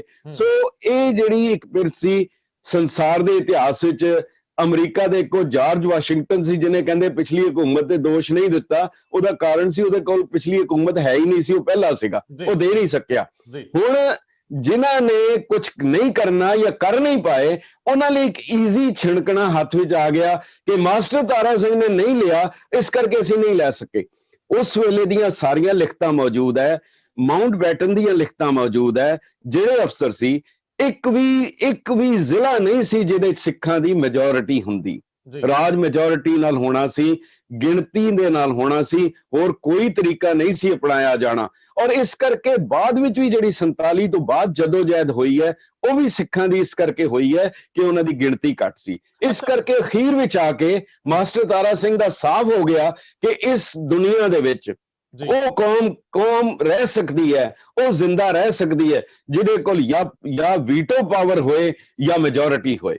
ਇਸ ਕਰਕੇ ਮਾਸਟਰ ਤਾਰਾ ਸਿੰਘ ਨੇ ਬਾਅਦ ਵਿੱਚ ਕਹਿਤਾ ਕਿ ਮੈਨੂੰ ਪੰਜਾਬੀ ਸੂਬਾ ਭਾਸ਼ਾ ਦੇ ਆਧਾਰ ਤੇ ਨਹੀਂ ਚਾਹੀਦਾ, ਮੈਨੂੰ ਸਿੱਖ ਮੈਜੋਰਿਟੀ ਸਟੇਟ ਚਾਹੀਦੀ। ਅੱਛਾ, ਮੈਨੂੰ ਇਹ ਦੱਸੋ ਕਿ ਉਹਨਾਂ ਦਾ ਝਗੜਾ ਕੀ ਸੀਗਾ ਗ੍ਰਹਿ ਮੰਤਰੀ ਪਟੇਲ ਨਾਲ, ਕਿਉਂਕਿ ਉਹ ਵੀ ਇਤਿਹਾਸ 'ਚ ਜ਼ਿਕਰ ਹੈ ਕਿ ਮਾਸਟਰ ਤਾਰਾ ਸਿੰਘ ਔਰ ਪਟੇਲ ਦੀ ਆਪਸ ਵਿੱਚ ਨਹੀਂ ਸੀ ਬਣਦੀ। ਦੂਜਾ ਪੱਖ ਇਹ ਹੈ ਕਿ ਜਦੋਂ ਮਾਸਟਰ ਤਾਰਾ ਸਿੰਘ ਮੁਸਲਿਮ ਲੀਗ ਨਾਲ ਜਾਣ ਦੀ ਬਜਾਏ ਭਾਰਤ ਨਾਲ ਆਉਂਦੇ ਆ ਤੇ ਫਿਰ ਤਾਂ ਦੇਸ਼ ਦੀ ਜਿਹੜੀ ਸੱਤਾ ਸੀ, ਸੱਤਾਵਾਨ ਸੀਗੇ, ਉਹਨਾਂ ਨੂੰ ਮਾਸਟਰ ਤਾਰਾ ਸਿੰਘ ਦੀ ਬਤੌਰ ਸਿੱਖ ਕਦਰ ਕਰਨੀ ਚਾਹੀਦੀ ਸੀ। ਪੰਡਿਤ ਜਵਾਹਰ ਲਾਲ ਨਹਿਰੂ ਨਾਲ ਉਹਨਾਂ ਦਾ ਜਿਹੜਾ ਭਾਵਨਗਰ ਵਾਲਾ ਉਹ ਝਗੜਾ ਹੈ, ਉਹ ਕੀ ਸੀ, ਉੱਥੇ ਕੀ ਹੋਇਆ ਸੀ? ਇਹ ਦੋ ਗੱਲਾਂ, ਪਟੇਲ ਔਰ ਨਹਿਰੂ ਨਾਲ ਉਹਨਾਂ ਦਾ ਟਕਰਾ। ਇੱਕ ਵਾਰ ਜਥੇਦਾਰ ਟੋੜਾ ਸਾਹਿਬ ਨੇ ਇੱਕ ਗੱਲ ਕਹੀ ਸੀ, ਰਾਜਨੀਤੀਵਾਨ ਸਨ ਔਰ ਸਮਝਦੇ ਸੀ ਪੋਲਿਟਿਕਸ ਨੂੰ। ਉਹਨਾਂ ਨੇ ਕਿਹਾ ਸੀ ਇਸ ਦੁਨੀਆ 'ਚ ਦੋ ਹੀ ਕੌਮਾਂ ਹੈਗੀਆਂ, ਇੱਕ ਸਿੱਖ ਦੂਜੇ ਮੋਨੇ। ਇਹ ਉਹਨਾਂ ਨੇ ਕਿਹਾ ਸੀ। ਔਰ ਅਸਲ ਵਿੱਚ ਮਾਸਟਰ ਤਾਰਾ ਸਿੰਘ ਕੱਲਾ ਖੜਾ ਸੀ ਜਾਂ ਅਕਾਲੀ ਦਲ ਖੜਾ ਸੀ? ਤੁਸੀਂ ਮਾਸਟਰ ਤਾਰਾ ਸਿੰਘ ਔਰ ਅਕਾਲੀ ਦਲ ਸਿਨੋਨਿਮਸ ਹੈਗੇ ਆ, ਇੱਕ ਦੂਜੇ ਦੇ ਇਕੱਠੇ ਹੈਗੇ, ਇਕੱਤਰ ਹੈਗੇ ਆ, ਇੱਕੋ ਹੀ ਹੈ, ਕੋਈ ਫਰਕ ਨਹੀਂਗਾ। ਉਸ ਵੇਲੇ ਦੀ ਆਜ਼ਾਦੀ ਤੋਂ ਪਹਿਲੇ ਕਾਂਗਰਸ ਨੂੰ ਲੋੜ ਸੀ, ਭਾਰਤ ਨੂੰ ਲੋੜ ਸੀ। ਆਜ਼ਾਦੀ ਤੋਂ ਬਾਅਦ, ਦੇਸ਼ ਦੀ ਵੰਡ ਤੋਂ ਬਾਅਦ ਉਹ ਸਿੱਖਾਂ ਦਾ ਹਾਲ ਉਹ ਹੋ ਗਿਆ, ਕਹਿੰਦਾ ਖੁਸ਼ ਹੁਆ ਥਾ ਤੋੜ ਕਰ ਆਪਣੇ ਕਫਸ ਕੀ ਤੀਲੀਆਂ, ਹਾਏ ਕਹਿ ਕੇ ਰਹਿ ਗਿਆ ਟੂਟੇ ਪਰੋਂ ਕੋ ਦੇਖ ਕਰ। ਇੱਕ ਪਰਿੰਦੇ ਨੇ ਪਰ ਮਾਰ ਮਾਰ ਕੇ ਉਹ ਪਿੰਜਰਾ ਤੇ ਤੋੜ ਦਿੱਤਾ, ਪਰ ਜਦੋਂ ਉੱਡਣ ਦਾ ਟਾਈਮ ਆਇਆ ਉਹਨੂੰ ਦੇਖਿਆ ਕਿ ਉਹਦੇ ਪਰ ਟੁੱਟ ਚੁੱਕੇ ਆ। ਇਹ ਹਾਲ ਸਿੱਖਾਂ ਦਾ ਹੋਇਆ। ਉਸ ਤੋਂ ਇੱਕਦਮ ਬਾਅਦ ਮੈਂ ਤੁਹਾਨੂੰ ਇਸ ਦੇ ਨਾਲ ਇੱਕ ਜੁੜਦਾ ਬਹੁਤ ਕਮਾਲ ਦਾ ਇਨਸੀਡੈਂਟ ਹੈ, ਔਰ ਜਿਹਦੇ ਕਰਕੇ ਵੀ ਮਾਸਟਰ ਤਾਰਾ ਸਿੰਘ ਜਾਂ ਅਕਾਲੀ ਦਲ ਨੂੰ ਬਦਨਾਮ ਕੀਤਾ ਜਾਂਦਾ ਹੈ, ਝੂਠ ਬੋਲਿਆ ਜਾਂਦਾ ਹੈ ਕਿ ਅੰਬੇਦਕਰ ਸਿੱਖ ਬਣਨਾ ਚਾਹੁੰਦਾ ਸੀ, ਅੰਬੇਦਕਰ ਦੀ ਬੇਇੱਜ਼ਤੀ ਕੀਤੀ ਗਈ ਅੰਮ੍ਰਿਤਸਰ ਸਾਹਿਬ। ਇਸ ਤੋਂ ਵੱਡਾ ਕੁਫਰ, ਝੂਠ ਔਰ ਪਾਪ ਨਹੀਂ ਹੋ ਸਕਦਾ। ਅੰਬੇਦਕਰ, ਬਾਬਾ ਸਾਹਿਬ ਅੰਬੇਦਕਰ ਦੀਆਂ ਆਪਣੀਆਂ ਲਿਖਤਾਂ ਹੈਗੀਆਂ। 1940 ਦੇ ਵਿੱਚ 35,000 ਲੋਕਲ ਦਲਿਤਾਂ ਨੇ ਅਲੀਗੜ੍ਹ ਦੇ ਵਿੱਚ ਅੰਮ੍ਰਿਤ ਛਕਿਆ। 1 ਲੱਖ ਦੀ ਤਾਦਾਦ ਦੇ ਵਿੱਚ ਲੋਕਲ ਜਿਹੜੇ ਲੋਕ ਸਨ ਯੂਪੀ ਦੇ, ਸੀਪੀ ਦੇ, ਉਹਨਾਂ ਨੇ ਅਕਾਲੀ ਲੀਡਰਾਂ ਦਾ ਹਾਥੀ ਦੇ ਉੱਤੇ ਜਲੂਸ ਕੱਢਿਆ। ਸ਼੍ਰੋਮਣੀ ਕਮੇਟੀ ਨੇ 35,000 ਕਿਰਪਾਨਾਂ ਵੰਡੀਆਂ। ਇਹ ਸਾਰਾ ਪੁਲਿਸ ਰਿਕਾਰਡ ਵਿੱਚ ਔਰ ਸਾਰੇ ਕਿਤਾਬ ਵਿੱਚ ਹੈ। ਮਗਰ ਉਸ ਦੇ ਬਾਅਦ ਪਟੇਲ ਔਰ ਨਹਿਰੂ, ਕਾਂਗਰਸ ਨੇ, ਇੱਕੋ ਹੀ ਹੈ, ਕੋਈ ਫਰਕ ਨਹੀਂ ਹੈ। ਉਹਨਾਂ ਨੇ ਇੱਕ ਸਕੀਮ ਘੜੀ, ਇਹਨਾਂ ਦਲਿਤਾਂ ਨੂੰ ਕਿੱਦਾਂ ਰੋਕਿਆ ਜਾਏ। ਉਹਨਾਂ ਨੇ ਕਾਨੂੰਨ ਪਾਸ ਕਰ ਦਿੱਤਾ, ਸਿੱਖਾਂ ਵਿੱਚ ਜਾਤ ਪਾਤ ਨਹੀਂ ਹੈ। ਇਹ ਜਿਹੜੇ ਦਲਿਤ, ਇਹ ਜਿਹੜੇ ਸ਼ਡਿਊਲ ਕਾਸਟ, ਅਖੌਤੀ ਨੀਵੀਂ ਜਾਤ ਦੇ, ਇਹ ਜਿਹੜੇ ਸਿੱਖ ਬਣਨਗੇ, ਇਹਨਾਂ ਦੇ ਸਾਰੇ ਬੈਨੀਫਿਟ ਖਤਮ ਕਰ ਦਿੱਤੇ ਜਾਣਗੇ। ਇਹ ਜਜ਼ੀਆ ਇਨ ਰਿਵਰਸ ਸੀ। ਇਹ ਜਜ਼ੀਆ ਇਨ ਰਿਵਰਸ ਸੀਗਾ। ਇਹ ਬੜੀ ਵੱਡੀ, ਜਿਹਨੂੰ ਕਹਿੰਦੇ ਕਿ ਇੱਕ ਪੋਲੀਟੀਕਲ ਚਾਲ ਜਾਂ ਚਾਣਕਿਆ ਨੀਤੀ ਸੀ। ਉਹਦੇ ਤੇ ਮਾਸਟਰ ਤਾਰਾ ਸਿੰਘ ਨੇ ਜਦੋਜਹਿਦ ਕੀਤੀ। ਫਿਰ ਉਸ ਤੋਂ ਪਹਿਲੇ ਅੰਗਰੇਜ਼ਾਂ ਨੇ ਸਿੱਖਾਂ ਦੀ ਵੱਖਰੀ ਨੁਮਾਇੰਦਗੀ ਸੀ, ਤੁਹਾਡੀ ਕੁਝ ਮੈਂਬਰ ਜਿਹੜੇ ਨਾਮਜ਼ਦ ਹੋਣਗੇ। ਨਹਿਰੂ ਨੇ, ਪਟੇਲ ਨੇ ਇੱਕ ਉਹ ਵੀ ਖਤਮ ਕਰ ਦਿੱਤੀ। ਔਰ ਇੱਕ ਸਭ ਤੋਂ ਵੱਡੀ ਗੱਲ ਹੋਈ, ਪਟੇਲ ਨੇ ਕਹਿ ਦਿੱਤਾ, ਮਾਸਟਰ ਤਾਰਾ ਸਿੰਘ ਨੂੰ ਓਪਨਲੀ ਚੈਲੰਜ ਕੀਤਾ, ਹੁਣ ਤੁਸੀਂ ਪੰਥ ਦੀ ਗੱਲ ਨਹੀਂ ਕਰ ਸਕਦੇ, ਤੁਸੀਂ ਇਹ ਦੱਸੋ ਪੰਥ ਪਹਿਲੇ ਹੈ ਕਿ ਦੇਸ਼ ਪਹਿਲੇ ਹੈ। ਨਹਿਰੂ ਨੇ ਵੀ ਕਿਹਾ ਤੁਹਾਨੂੰ ਦੱਸਣਾ ਪੈਣਾ ਤੁਹਾਡੇ ਲਈ ਪੰਥ ਪਹਿਲੇ ਹੈ ਕਿ ਦੇਸ਼ ਪਹਿਲੇ ਹੈ। ਬੜੀ ਇੰਟਰਸਟਿੰਗ ਹੈਗੀ ਹੈ, ਭਾਈ ਮੋਹਨ ਸਿੰਘ ਜਿਹੜੇ ਰਣਬੈਕਸੀ ਦੇ ਸੀ, ਔਰੰਗਜ਼ੇਬ ਰੋਡ ਤੇ ਰਹਿੰਦੇ ਸੀ, ਉਹਨਾਂ ਨੇ ਦੱਸਿਆ, ਕਹਿੰਦੇ ਕਿ ਮਾਸਟਰ ਤਾਰਾ ਸਿੰਘ ਆਏ ਔਰ ਬੜੇ ਕਾਹਲੇ ਸੀ। ਮਾਸਟਰ ਤਾਰਾ ਸਿੰਘ ਤਮਲ ਮਿਜ਼ਾਜੀ ਨਾਲ ਗੱਲ ਨਹੀਂ ਸੀ ਕਰ ਸਕਦੇ, ਬੜੇ ਗੁੱਸੇ 'ਚ ਸੀ। ਕਹਿੰਦੇ ਕਿ ਪ੍ਰੈਸ ਕਾਨਫਰੰਸ ਬੁਲਾ ਮੋਹਨ ਸਿੰਘ। ਹੁਣ ਮੋਹਨ ਸਿੰਘ ਕਹਿਣ ਲੱਗੇ ਮੈਂ ਇੰਡਸਟਰੀਅਲਿਸਟ ਹਾਂ, ਪੰਡਤ ਨਹਿਰੂ ਦੇ ਬਾਰੇ ਇਹਨਾਂ ਨੇ ਕੁਝ ਕਹਿਣਾ, ਮੈਂ ਫਸ ਗਿਆ। ਮਗਰ ਇਹਨਾਂ ਨਾਲ ਵੀ ਸੀ ਸਾਂਝ ਸੀ, ਪੰਥਕ ਸੀ, ਮੇਰੇ ਮਨ ਦੇ ਵਿੱਚ ਪੰਥ ਦਾ ਦਰਦ ਸੀ। ਮੈਂ ਪ੍ਰੈਸ ਕਾਨਫਰੰਸ ਬੁਲਾ ਦਿੱਤੀ। ਜਦੋਂ ਪ੍ਰੈਸ ਕਾਨਫਰੰਸ ਹੋਈ ਤੇ ਪ੍ਰੈਸ ਵਾਲੇ ਨੇ ਕਿਹਾ ਜੀ ਸਿਰਫ ਇੱਕ ਛੋਟਾ ਜਿਹਾ ਸਵਾਲ ਹੈ। ਪੰਡਤ ਜੀ ਨੇ ਸਵਾਲ ਪੁੱਛਿਆ ਕਿ ਤੁਸੀਂ ਇਹ ਸਪਸ਼ਟ ਕਰੋ ਤੁਹਾਡੇ ਲਈ ਪੰਥ ਪਹਿਲੇ ਹੈ ਕਿ ਦੇਸ਼ ਪਹਿਲੇ ਹੈ। ਮਾਸਟਰ ਤਾਰਾ ਸਿੰਘ ਕਹਿੰਦੇ ਜੀ ਮੇਰੇ ਲਈ ਪੰਥ ਪਹਿਲੇ ਹੈ, ਕਹਿੰਦੇ ਦੇਸ਼ ਬਾਅਦ ਵਿੱਚ। ਉਹਨਾਂ ਨੇ ਲਿਖ ਲਿਆ। ਲਿਖ ਕੇ ਮੋਹਨ ਸਿੰਘ ਜੀ ਕਹਿੰਦੇ ਜਦੋਂ ਗੇਟ ਤੋਂ ਬਾਹਰ ਜਾ ਰਹੇ ਸੀ ਤੇ ਅਚਾਨਕ ਮਾਸਟਰ ਜੀ ਕਹਿੰਦੇ ਗਲਤੀ ਹੋ ਗਈ, ਗਲਤੀ ਹੋ ਗਈ, ਬੜੀ ਗਲਤੀ ਹੋ ਗਈ, ਉਹਨਾਂ ਨੂੰ ਬੁਲਾਓ, ਵਾਪਸ ਬੁਲਾਓ। ਉਹ ਕਹਿਣ ਲੱਗੇ ਕਿ ਮੈਂ ਥੋੜਾ ਮਨ ਵਿੱਚ ਤਸੱਲੀ ਕੀਤੀ, ਚਲੋ ਚੰਗੀ ਗੱਲ ਹੋਈ ਹੈ, ਕੁਝ ਚੰਗਾ ਹੋਇਆ, ਇਹ ਹੁਣ ਆਪਣੀ ਬਿਆਨ ਨੂੰ ਤਬਦੀਲ ਕਰਨਗੇ। ਉਹਨਾਂ ਨੇ ਕਹਿੰਦਾ ਮੈਂ ਬੁਲਾਇਆ, ਉਹ ਹੱਸਣ ਲੱਗ ਪਏ ਸਾਰੇ ਕਿ ਬੜਾ ਹੀ ਹਲਕਾ ਬੰਦਾ, ਇੱਕਦਮ ਹੁਣੇ ਕਿਹਾ ਤੇ ਹੁਣੇ ਹੀ ਬਿਆਨ ਬਦਲ ਰਹੇ ਹੈ। ਤੇ ਉਹ ਬੈਠ ਗਏ। ਮਾਸਟਰ ਜੀ ਕਹਿੰਦੇ ਕੀ ਲਿਖਿਆ?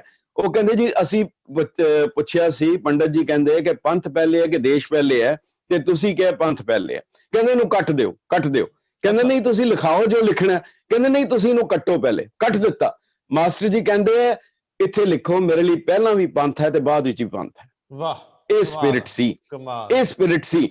ਔਰ ਉਸ ਵੇਲੇ ਮਾਸਟਰ ਜੀ ਦਾ ਜਿਹੜਾ ਬਿਆਨ ਹੈ, ਉਹਨਾਂ ਦੀ ਸਪੀਚ ਹੈ, ਉਹ ਆਕੜ ਖਾਂ ਭਬਕੀਆਂ ਮਾਰਨ ਵਾਲੇ, ਉਹ ਕਿਸ ਨੂੰ ਧਮਕੀਆਂ ਦਿੰਦੇ ਹੋ? ਉਸ ਕਲਗੀਆਂ ਵਾਲੇ ਦੇ ਸਿੱਖ ਨੂੰ, ਜਿਸਨੇ ਸਭ ਕੁਝ ਵਾਰ ਕੇ, ਸਭ ਕੁਝ ਕਰ ਕਾਟ ਲੁਟਾ ਕੇ ਤੇ ਔਰੰਗਜ਼ੇਬ ਨੂੰ ਜ਼ਫਰਨਾਮਾ ਲਿਖਿਆ ਸੀ ਨਾ, ਉਹਨਾਂ ਨੇ ਮਾਫੀਨਾਮਾ ਨਹੀਂ ਸੀ ਲਿਖਿਆ। ਇਹ ਜਿਹੜੀ ਉਹਨਾਂ ਦੇ ਅੰਦਰ ਜਿਹੜੀ ਸਪਿਰਿਟ ਸੀ।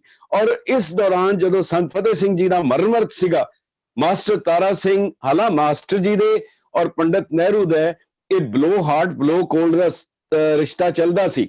ਪੰਡਤ ਜਵਾਹਰ ਲਾਲ ਨਹਿਰੂ ਦੀ ਇੱਕ ਸਿਫਤ ਸੀ, ਇੱਕ ਬੜੀ ਵੱਡੀ ਸਿਫਤ ਸੀ ਕਿ ਉਹ ਹਮੇਸ਼ਾ ਆਪੋਜੀਸ਼ਨ ਦੇ ਚੰਗੇ ਲੀਡਰਾਂ ਨੂੰ ਖਰੀਦ ਲੈਂਦੇ ਸੀ। ਭਾਵੇਂ ਉਹ ਸਰਦਾਰ ਸਵਰਨ ਸਿੰਘ ਸੀ, ਭਾਵੇਂ ਹੁਕਮ ਸਿੰਘ ਸੀ, ਭਾਵੇਂ ਜੋਤ ਸਿੰਘ ਸੀ, ਭਾਵੇਂ ਉਹ ਅਸ਼ੋਕਾ ਮਹਿਤਾ ਸੀ, ਉਹ ਖਰੀਦ ਲੈਂਦੇ ਸੀ, ਉਹਨਾਂ ਦੀ ਕਦਰ ਕਰਦੇ ਸੀ। ਸੋ ਮਾਸਟਰ ਜੀ ਜਦੋਂ ਗਏ ਭਾਵਨਗਰ ਵਿੱਚ, ਉਸ ਵੇਲੇ ਮਾਹੌਲ ਪੂਰਾ ਗਰਮ ਸੀ ਪੰਜਾਬੀ ਸੂਬੇ ਦਾ। ਮਾਸਟਰ ਤਾਰਾ ਸਿੰਘ ਦਾ, ਪੰਡਿਤ ਜਵਾਹਰ ਲਾਲ ਨਹਿਰੂ ਦਾ ਕਹਿਣਾ ਸੀ ਕਿ ਮੈਂ ਪੰਜਾਬ ਦੀ ਹਕੂਮਤ ਮਾਸਟਰ ਤਾਰਾ ਸਿੰਘ ਦੇ ਹੱਥ ਵਿੱਚ ਨਹੀਂ ਦੇ ਸਕਦਾ, ਮੈਂ ਦੇਸ਼ ਦੇ ਟੁਕੜੇ ਕਰਾ ਲਾਂਗਾ, ਮਗਰ ਇਹ ਪੰਜਾਬੀ ਸੂਬਾ ਨਹੀਂ ਮੰਨਾਂਗਾ। ਔਰ ਇਹੀ ਗੱਲ ਬਾਅਦ ਵਿੱਚ ਇੰਦਰਾ ਗਾਂਧੀ ਨੇ ਵੀ ਆਪਣੀ ਕਿਤਾਬ ਹੈ ਮਾਈ ਟਰੁਥ ਦੇ ਵਿੱਚ ਲਿਖੀ ਹੈ ਕਿ ਮੈਂ ਪੰਜਾਬੀ ਸੂਬੇ ਦੇ ਖਿਲਾਫ ਸੀ, ਮੇਰਾ ਬਾਪ ਪੰਜਾਬੀ ਸੂਬੇ ਦੇ ਖਿਲਾਫ ਸੀ, ਪੰਜਾਬੀ ਹਿੰਦੂ ਪੰਜਾਬੀ ਸੂਬੇ ਦੇ ਖਿਲਾਫ ਸੀ, ਮੇਰੀ ਪਾਰਟੀ ਪੰਜਾਬੀ ਸੂਬੇ ਦੇ ਖਿਲਾਫ ਸੀ, ਮੈਨੂੰ ਇਹ ਮੰਗ ਮੰਨਣੀ ਪਈ ਕਿਉਂਕਿ ਬਹੁਤ ਵੱਡੇ ਵਾਇਲੈਂਸ ਦਾ ਖਤਰਾ ਪੈਦਾ ਹੋ ਗਿਆ। ਜਦੋਂ ਮਾਸਟਰ ਜੀ ਗਏ ਹੈ, ਪੰਡਿਤ ਜਵਾਹਰ ਲਾਲ ਨਹਿਰੂ ਬਹੁਤ ਗੁੱਸੇ ਵਿੱਚ ਸੀ। ਉਹ ਕਹਿਣ ਲੱਗੇ ਮਾਸਟਰ ਤਾਰਾ ਸਿੰਘ, ਤੁਸੀਂ ਉੱਤੋਂ ਤੁਸੀਂ ਪੰਜਾਬੀ ਸੂਬਾ ਮੰਗਦੇ ਹੋ, ਪਰ ਵਿੱਚੋਂ ਤੁਹਾਡੀ ਮਨਸ਼ਾ ਜਿਹੜੀ ਹੈ ਉਹ ਸਿੱਖ ਰਾਜ ਦੀ ਹੈ, ਤੁਸੀਂ ਵਿੱਚੋਂ ਦੱਸੋ ਕੀ ਚਾਹੁੰਦੇ ਹੋ? ਮਾਸਟਰ ਤਾਰਾ ਸਿੰਘ ਦਾ ਜਵਾਬ ਸੀ, ਕਹਿਣ ਲੱਗੇ ਕਿ ਤੁਸੀਂ ਸਾਡੀ ਉਤਲੀ ਮੰਗ ਦੇਖਣੀ ਹੈ ਜਾਂ ਦਿਲ ਦੀ ਮੰਗ ਦੇਖਣੀ ਹੈ? ਕਹਿੰਦਾ ਅੱਛਾ ਬਤਾਈਏ ਆਪਕੇ ਮਨ में क्या है? ਉਹਨਾਂ ਨੇ ਕਿਹਾ ਜੀ ਮੇਰੇ ਮਨ ਵਿੱਚ ਹੈ, ਪੰਜਾਬ ਵਿੱਚ ਹੀ ਨਹੀਂ, ਹਿੰਦੁਸਤਾਨ ਵਿੱਚ ਹੀ ਨਹੀਂ, ਸਾਰੀ ਦੁਨੀਆ 'ਚ ਨਹੀਂ, ਤ੍ਰਿਲੋਕੀ ਦੇ ਉੱਤੇ, ਲੋਕ ਪਰਲੋਕ ਦੇ ਉੱਤੇ ਸਿੱਖ ਰਾਜ ਦਾ ਝੰਡਾ ਝੂਲੇ। ਵਾਹ।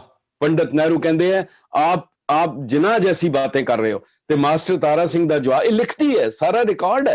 वो कहने लगे और तुम औरंगजेब जैसी बातें कर रहे हो, जितनी देर तुम औरंगजेब जैसी बातें करोगे हमें फिर जिना जैसी बातें करनी पड़ेगी। ये मास्टर तारा उन्हें फिर बाद विच किया, कहंदा बताइए कहाँ है फिरका परस्ती, कहाँ है कम्युनलिज्म? वो जर्नलिस्ट लिखते हैं, उन्होंने मास्टर जी ने पंडित नेहरू दे ढिड दे उत्ते हाथ फेर के कहा इसके अंदर है फिरका परस्ती, इसके अंदर है ये कम्युनलिज्म जो है। अच्छा। तो ये जिहड़ी स्पिरिट है, ये स्पिरिट कपूर सिंह जी ने एक गल लिखी है, उन्होंने एक गल लिखी है कि ये जिहड़ी मास्टर तारा सिंह गेनर नहीं सी, वो तुहानू सॉलिड कोई चीज नहीं लैके दे सकिया। कपूर सिंह लिखते हैं और वाकई सही है कि जेड़े क्रांतिकारी होंदे है, जेड़े लड़न वास्ते आंदे है, वो कौम नू कुछ सॉलिड नहीं दे के जा सकते, ਕਹਿੰਦੇ ਉਹਨਾਂ ਨੇ ਸਾਨੂੰ ਦਵਾਇਆ ਨਹੀਂ, ਪਰ ਇੱਕ ਐਸੀਆਂ ਪਿੜ ਪਾ ਗਏ ਹੈ, ਐਸੀਆਂ ਪੈੜਾਂ ਪਾ ਗਏ ਹੈ, ਐਸਾ ਰਸਤਾ ਦੇ ਗਏ ਹੈ, ਅੱਗੋਂ ਆਉਣ ਵਾਲਾ ਭਵਿੱਖ ਦਾ ਸਿੱਖ ਪੋਲਿਟਿਕਸ ਉਹਨਾਂ ਰਾਹਾਂ ਦੇ ਉੱਤੇ ਚੱਲੇਗਾ। ਇਹ ਮਾਸਟਰ ਤਾਰਾ ਸਿੰਘ ਦੀ ਦੇਣ ਹੈ। ਉਹਨਾਂ ਨੇ ਸਿੱਖ ਹਸਤੀ ਨੂੰ, ਪੰਥ ਨੂੰ ਕਦੀ ਵੀ ਉਹਨਾਂ ਨੇ ਕੰਪਰੋਮਾਈਜ਼ ਨਹੀਂ ਕੀਤਾ, ਔਰ ਉਹਦੇ ਤੇ ਉਹਨਾਂ ਦੀ ਗੱਲ ਇੱਕੋ ਹੁੰਦੀ ਸੀ, ਪੰਥ ਪੰਥ ਪੰਥ, ਔਰ ਉਸ ਦੇ ਬਾਅਦ ਕੋਈ ਦੂਸਰੀ ਗੱਲ ਨਹੀਂ ਸੀ ਜੀ। ਇੱਕ ਹੋਰ ਇਨਸੀਡੈਂਟ ਜਿਹੜਾ ਤੁਸੀਂ ਮੇਰੇ ਨਾਲ ਸਾਂਝਾ ਕੀਤਾ ਸੀ ਔਰ ਜ਼ਿਕਰ ਕੀਤਾ ਸੀ ਕਿ ਜਦੋਂ ਉਹਨਾਂ ਨੂੰ ਪੁੱਛਿਆ ਗਿਆ ਵੀ ਤੁਸੀਂ ਹਰ ਵੇਲੇ ਪੰਥ ਖਤਰੇ 'ਚ ਦੀ ਗੱਲ ਕਰਦੇ ਹੋ, ਤੇ ਉਹਨਾਂ ਦਾ ਜਵਾਬ ਬੜਾ ਰੌਚਕ ਸੀ ਕਿ ਇਹਨੂੰ ਸਦਾ ਖਤਰਾ ਹੀ ਰਹਿਣਾ ਹੈ। ਉਹ ਇਨਸੀਡੈਂਟ ਵੀ ਸੁਣਾਇਓ ਜ਼ਰਾ। ਇਹਦੇ ਵਿੱਚ ਹੀ ਬੜੀ ਉਹਨਾਂ ਦਾ ਤੇ ਕੋਈ ਜੀਵਨ ਜਿਹੜਾ ਸੀ ਮਾਸਟਰ ਤਾਰਾ ਸਿੰਘ, ਉਹਨਾਂ ਦਾ ਕੋਈ ਲੁਕੋ ਨਹੀਂ ਸੀ। ਮੈਂ ਡੀਪੀ ਕੁਮਾਰ ਸਟੇਟਸਮੈਨ ਦੇ ਕੋਰਸਪੋਂਡੈਂਟ ਸੀ, ਜਿਹੜਾ ਉਹਨਾਂ ਦਾ ਅਖੀਰਲਾ ਇੰਟਰਵਿਊ ਮਾਸਟਰ ਤਾਰਾ ਸਿੰਘ ਦਾ ਜਦੋਂ ਡੈਥ ਬੈੱਡ ਤੇ ਸੀ ਔਰ ਉਹਨਾਂ ਦੇ ਕੁਝ ਸਾਹ ਬਾਕੀ ਸਨ, ਉਹਨਾਂ ਨੇ ਡੀਪੀ ਕੁਮਾਰ ਨੇ ਸਟੇਟਸਮੈਨ ਵਿੱਚ ਲਿਆ ਸੀਗਾ। ਔਰ ਉਹ ਕਹਿੰਦਾ ਕਿ ਉਹ ਹੀ ਵਾਸ ਅ ਫਾਈਟਰ। ਉਹ ਕਹਿੰਦਾ ਉਸ ਅਖੀਰਲੇ ਵੇਲੇ ਵੀ ਪੰਥ ਦੀ ਗੱਲ ਕਰ ਰਹੇ ਸੀ, ਉਹ ਬੋਲ ਨਹੀਂ ਸੀ ਪਾ ਰਹੇ, ਮਗਰ ਆਪਣਾ ਹੱਥ ਮੁੱਠੀ ਜਿਹੜੀ ਹੈ ਦੂਜੇ ਹੱਥ ਦੇ ਉੱਤੇ ਮਾਰ ਕੇ ਦੱਸਣ ਦੀ ਕੋਸ਼ਿਸ਼ ਕਰ ਰਹੇ ਸੀ, ਪਰ ਫਿਰ ਬੜੀ ਮੱਧਮ ਆਵਾਜ਼ ਵਿੱਚ ਬੋਲ ਰਹੇ ਸੀ। ਉਹਨਾਂ ਨੂੰ ਪੁੱਛਿਆ ਕਿ ਤੁਹਾਨੂੰ ਇਸ ਵੇਲੇ ਦੀ ਲੀਡਰਸ਼ਿਪ ਵਿੱਚ ਹਿੰਦੁਸਤਾਨ ਵਿੱਚ ਕੌਣ ਤੁਹਾਨੂੰ ਪਸੰਦ ਹੈ? ਉਹ ਕਹਿਣ ਲੱਗੇ, ਉਹਨਾਂ ਦਾ ਕਹਿਣਾ ਸੀ, ਮੈਂ ਰਾਜਕਪਾਲਾਚਾਰੀ ਨੂੰ ਸੁਣਦਾ, ਮੈਂ ਅਸ਼ੋਕ ਮਹਿਤਾ ਦੀ ਕਦਰ ਕਰਦਾ, ਮੈਂ ਜੈ ਪ੍ਰਕਾਸ਼ ਨਾਰਾਇਣ ਦੀ ਕਦਰ ਕਰਦਾ, ਮੈਂ ਜਿਹੜੇ ਸਰਹੱਦੀ ਗਾਂਧੀ ਖਾਨ ਅਬਦੁਲ ਗਫਾਰ ਖਾਨ ਦੀ ਇੱਜ਼ਤ ਕਰਦਾ। ਮਗਰ ਉਹਨਾਂ ਨੂੰ ਪੁੱਛਿਆ ਮਹਾਤਮਾ ਗਾਂਧੀ, ਉਹ ਕਹਿਣ ਲੱਗੇ ਮੈਨੂੰ ਉਸ ਦੀ ਇੱਕ ਗੱਲ ਚੰਗੀ ਲੱਗਦੀ ਹੈ, ਉਹ ਭਾਵੇਂ ਚੰਗੀ ਹੋਏ ਮੰਦੀ ਹੋਏ ਝੂਠ ਨਹੀਂ ਸੀ ਬੋਲਦਾ। ਤੇ ਜਦੋਂ ਉਹਨਾਂ ਨੂੰ ਪੁੱਛਿਆ ਪੰਡਿਤ ਜਵਾਹਰ ਲਾਲ ਨਹਿਰੂ ਬਾਰੇ, ਡੀਪੀ ਕੁਮਾਰ ਨੇ ਕਿਹਾ, ਉਹਨਾਂ ਦਾ ਕਹਿਣਾ ਸੀ he had very poor opinion of Jawahar Lal Nehru. ਤੇ ਮੈਂ ਬਾਅਦ ਵਿੱਚ ਡੀਪੀ ਕੁਮਾਰ ਨਾਲ ਮੇਰੀ ਗੱਲ ਹੋਈ, ਮੈਂ ਕਿਹਾ ਉਹਨਾਂ ਨੇ ਕੀ ਕਿਹਾ ਸੀ? ਉਹਨਾਂ ਨੇ ਕਿਹਾ ਸੀ ਬੇਈਮਾਨ ਪੋਲੀਟੀਸ਼ੀਅਨ ਸੀ। ਇਹ ਮਾਸਟਰ ਜੀ ਦਾ ਸੀ। ਲੇਕਿਨ ਜਿਹੜਾ ਜਥੇਦਾਰ ਗੁਰਚਰਨ ਸਿੰਘ ਟੌੜਾ ਵਾਲੀ ਗੱਲ ਤੁਸੀਂ ਸੁਣਾਉਂਦੇ ਸੀਗੇ ਕਿ ਜਦੋਂ ਮਾਸਟਰ ਜੀ ਇਹ ਕਹਿਣ ਲੱਗੇ ਕਿ ਪੰਥ ਖਤਰੇ 'ਚ ਇਸ ਕਰਕੇ ਹੈ ਕਿਉਂਕਿ ਇਹ ਕੀਮਤੀ ਚੀਜ਼ ਆ, ਇਹਦੇ ਤੇ ਸਦਾ ਖਤਰਾ ਰਹਿਣਾ, ਉਹ ਇਨਸੀਡੈਂਟ ਬੜਾ ਦਿਲਚਸਪ ਸੀ ਜੀ। ਸਰ ਆਪਣੇ ਜਥੇਦਾਰ ਗੁਰਚਰਨ ਸਿੰਘ ਜੀ ਟੌੜਾ ਨੇ ਇਹ ਕਿਹਾ, ਕਹਿੰਦੇ ਕਿ ਮੈਂ ਮਾਸਟਰ ਤਾਰਾ ਸਿੰਘ ਜੀ ਨੂੰ ਇੱਕ ਵਾਰੀ ਪੁੱਛਿਆ ਕਿ ਜਦੋਂ ਹੁੰਦਾ ਤੁਸੀਂ ਹਰ ਵੇਲੇ ਕਹਿੰਦੇ ਹੋ ਪੰਥ ਖਤਰੇ 'ਚ ਹੈ, ਪੰਥ ਖਤਰੇ 'ਚ ਹੈ, ਪੰਥ ਖਤਰੇ 'ਚ ਹੈ, ਕੀ ਕਦੇ ਪੰਥ ਤੋਂ ਖਤਰਾ ਖਤਮ ਹੋਏਗਾ? ਉਹਨਾਂ ਦਾ ਜਵਾਬ ਸੀ ਮਾਸਟਰ ਤਾਰਾ ਸਿੰਘ ਜੀ ਦਾ, ਕਹਿੰਦੇ ਕਦੀ ਖਤਮ ਨਹੀਂ ਹੋਏਗਾ। ਉਹ ਕਹਿਣ ਲੱਗੇ ਕੀ ਕਾਰਨ? ਉਹ ਕਹਿੰਦੇ ਹਰ ਕੀਮਤੀ ਚੀਜ਼ ਨੂੰ ਖਤਰਾ ਹੈ, ਸੁਹੱਪਣ ਨੂੰ ਖਤਰਾ ਹੈ, ਆਚਰਣ ਨੂੰ ਖਤਰਾ ਹੈ, ਕਰੈਕਟਰ ਨੂੰ ਖਤਰਾ ਹੈ, ਸੋਨੇ ਚਾਂਦੀ ਨੂੰ ਖਤਰਾ ਹੈ, ਹੀਰੇ ਜਵਾਹਰਾਤ ਨੂੰ ਖਤਰਾ ਹੈ। ਇਹਦੀ ਹਿਫਾਜ਼ਤ ਕਰਨੀ ਪੈਂਦੀ ਹੈ, ਇਹਦੀ ਪ੍ਰੋਟੈਕਸ਼ਨ ਕਰਨੀ ਪੈਂਦੀ ਹੈ। ਸੜਕ ਦੇ ਕਿਨਾਰੇ ਪਏ ਰੋੜੇ ਪੱਥਰਾਂ ਨੂੰ ਕੋਈ ਖਤਰਾ ਨਹੀਂ। ਮਾਸਟਰ ਜੀ ਕਹਿਣ ਲੱਗੇ ਜਿਸ ਦਿਨ ਪੰਥ ਤੋਂ ਖਤਰਾ ਖਤਮ ਹੋ ਗਿਆ, ਇਹ ਸਮਝ ਲੈਣਾ ਕਿ ਹੁਣ ਪੰਥ ਹੀ ਨਹੀਂ ਰਿਹਾ, ਇਹ ਤਾਂ ਬਿਲਕੁਲ ਯੂਜ਼ਲੈਸ ਚੀਜ਼ ਹੋ ਗਈ ਹੈ। ਸੋ ਇਹ ਜਿਹੜੀ ਉਹਨਾਂ ਦੀ ਸਪਿਰਿਟ ਸੀਗੀ ਕਿ ਉਹ ਸਾਰਾ ਕੁਝ, ਮੈਂ ਇੱਕ ਘਟਨਾ ਹੋਰ ਦੱਸਣਾ ਚਾਹਾਂਗਾ ਜ਼ਰੂਰ ਉਹਨਾਂ ਦੇ ਜੀਵਨ ਦੀ। ਮੈਂ ਮਾਸਟਰ ਤਾਰਾ ਸਿੰਘ ਜੀ ਦੀ ਗੁਜ਼ਰਨ ਤੋਂ ਬਾਅਦ ਉਹਨਾਂ ਦੇ ਘਰ ਗਿਆ ਔਰ ਮਾਸਟਰ ਤਾਰਾ ਸਿੰਘ ਜੀ ਦੀ ਧਰਮ ਪਤਨੀ, ਹਾਂਜੀ, ਉਹਨਾਂ ਨੂੰ ਮੈਂ ਮਿਲਿਆ। ਮੈਂ ਉਹਨਾਂ ਨੂੰ, ਬਹੁਤ ਬਜ਼ੁਰਗ ਸਨ ਤੇ ਮਾਤਾ ਜੀ, ਤੇ ਮੈਂ ਉਹਨਾਂ ਨੂੰ ਕਿਹਾ ਕਿ ਤੁਸੀਂ ਕੋਈ ਮਾਸਟਰ ਤਾਰਾ ਸਿੰਘ ਦੀ ਗੱਲ ਦੱਸ ਸਕਦੇ ਹੋ?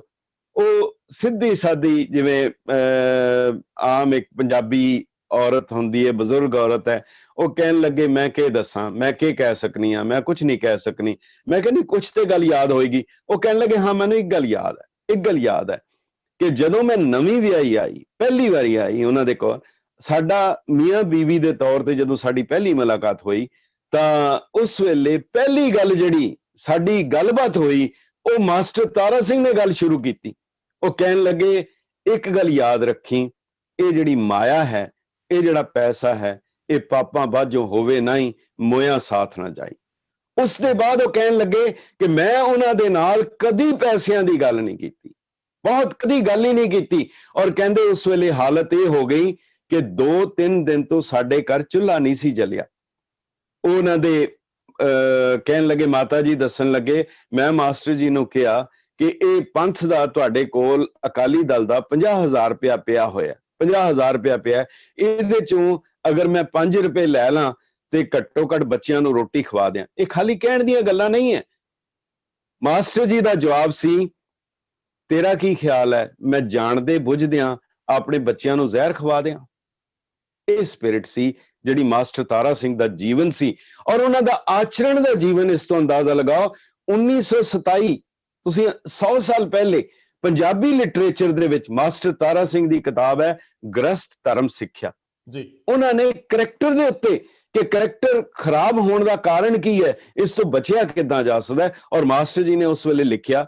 ਉਹਨਾਂ ਨੇ ਸੰਤ ਅਤਰ ਸਿੰਘ ਜੀ ਕੋਲੋਂ ਅੰਮ੍ਰਿਤ ਛਕਿਆ ਸੀ ਉਹਨਾਂ ਨੇ, ਔਰ ਨਾਮ ਹੀ ਉਹਨਾਂ ਨੇ ਸੰਤ ਅਤਰ ਸਿੰਘ ਜੀ ਨੇ ਦਿੱਤਾ ਸੀ, ਔਰ ਉਹਨਾਂ ਨੇ ਕਿਹਾ ਸੀ ਤੂੰ ਪੱਥਰ ਹੈ, ਤੂੰ ਪੱਥਰ ਦੀ ਤਰ੍ਹਾਂ ਹੈ। ਔਰ ਮਾਸਟਰ ਤਾਰਾ ਸਿੰਘ ਆਪਣੇ ਘਰ 'ਚ ਪਹਿਲਾ ਸ਼ਖਸ ਸੀ, ਬੱਚਿਆਂ ਔਰ ਵੱਡਾ ਵੀ ਨਹੀਂ ਸੀ, ਛੋਟੇ ਸੀ, ਇਹਨਾਂ ਦੇ ਵੱਡੇ ਭਰਾ ਵੀ ਸੀ, ਪਰ ਇਹ ਪਹਿਲਾ ਸੀ ਜਿਹੜਾ ਕਿ ਅੰਮ੍ਰਿਤ ਛਕ ਕੇ ਆਏ।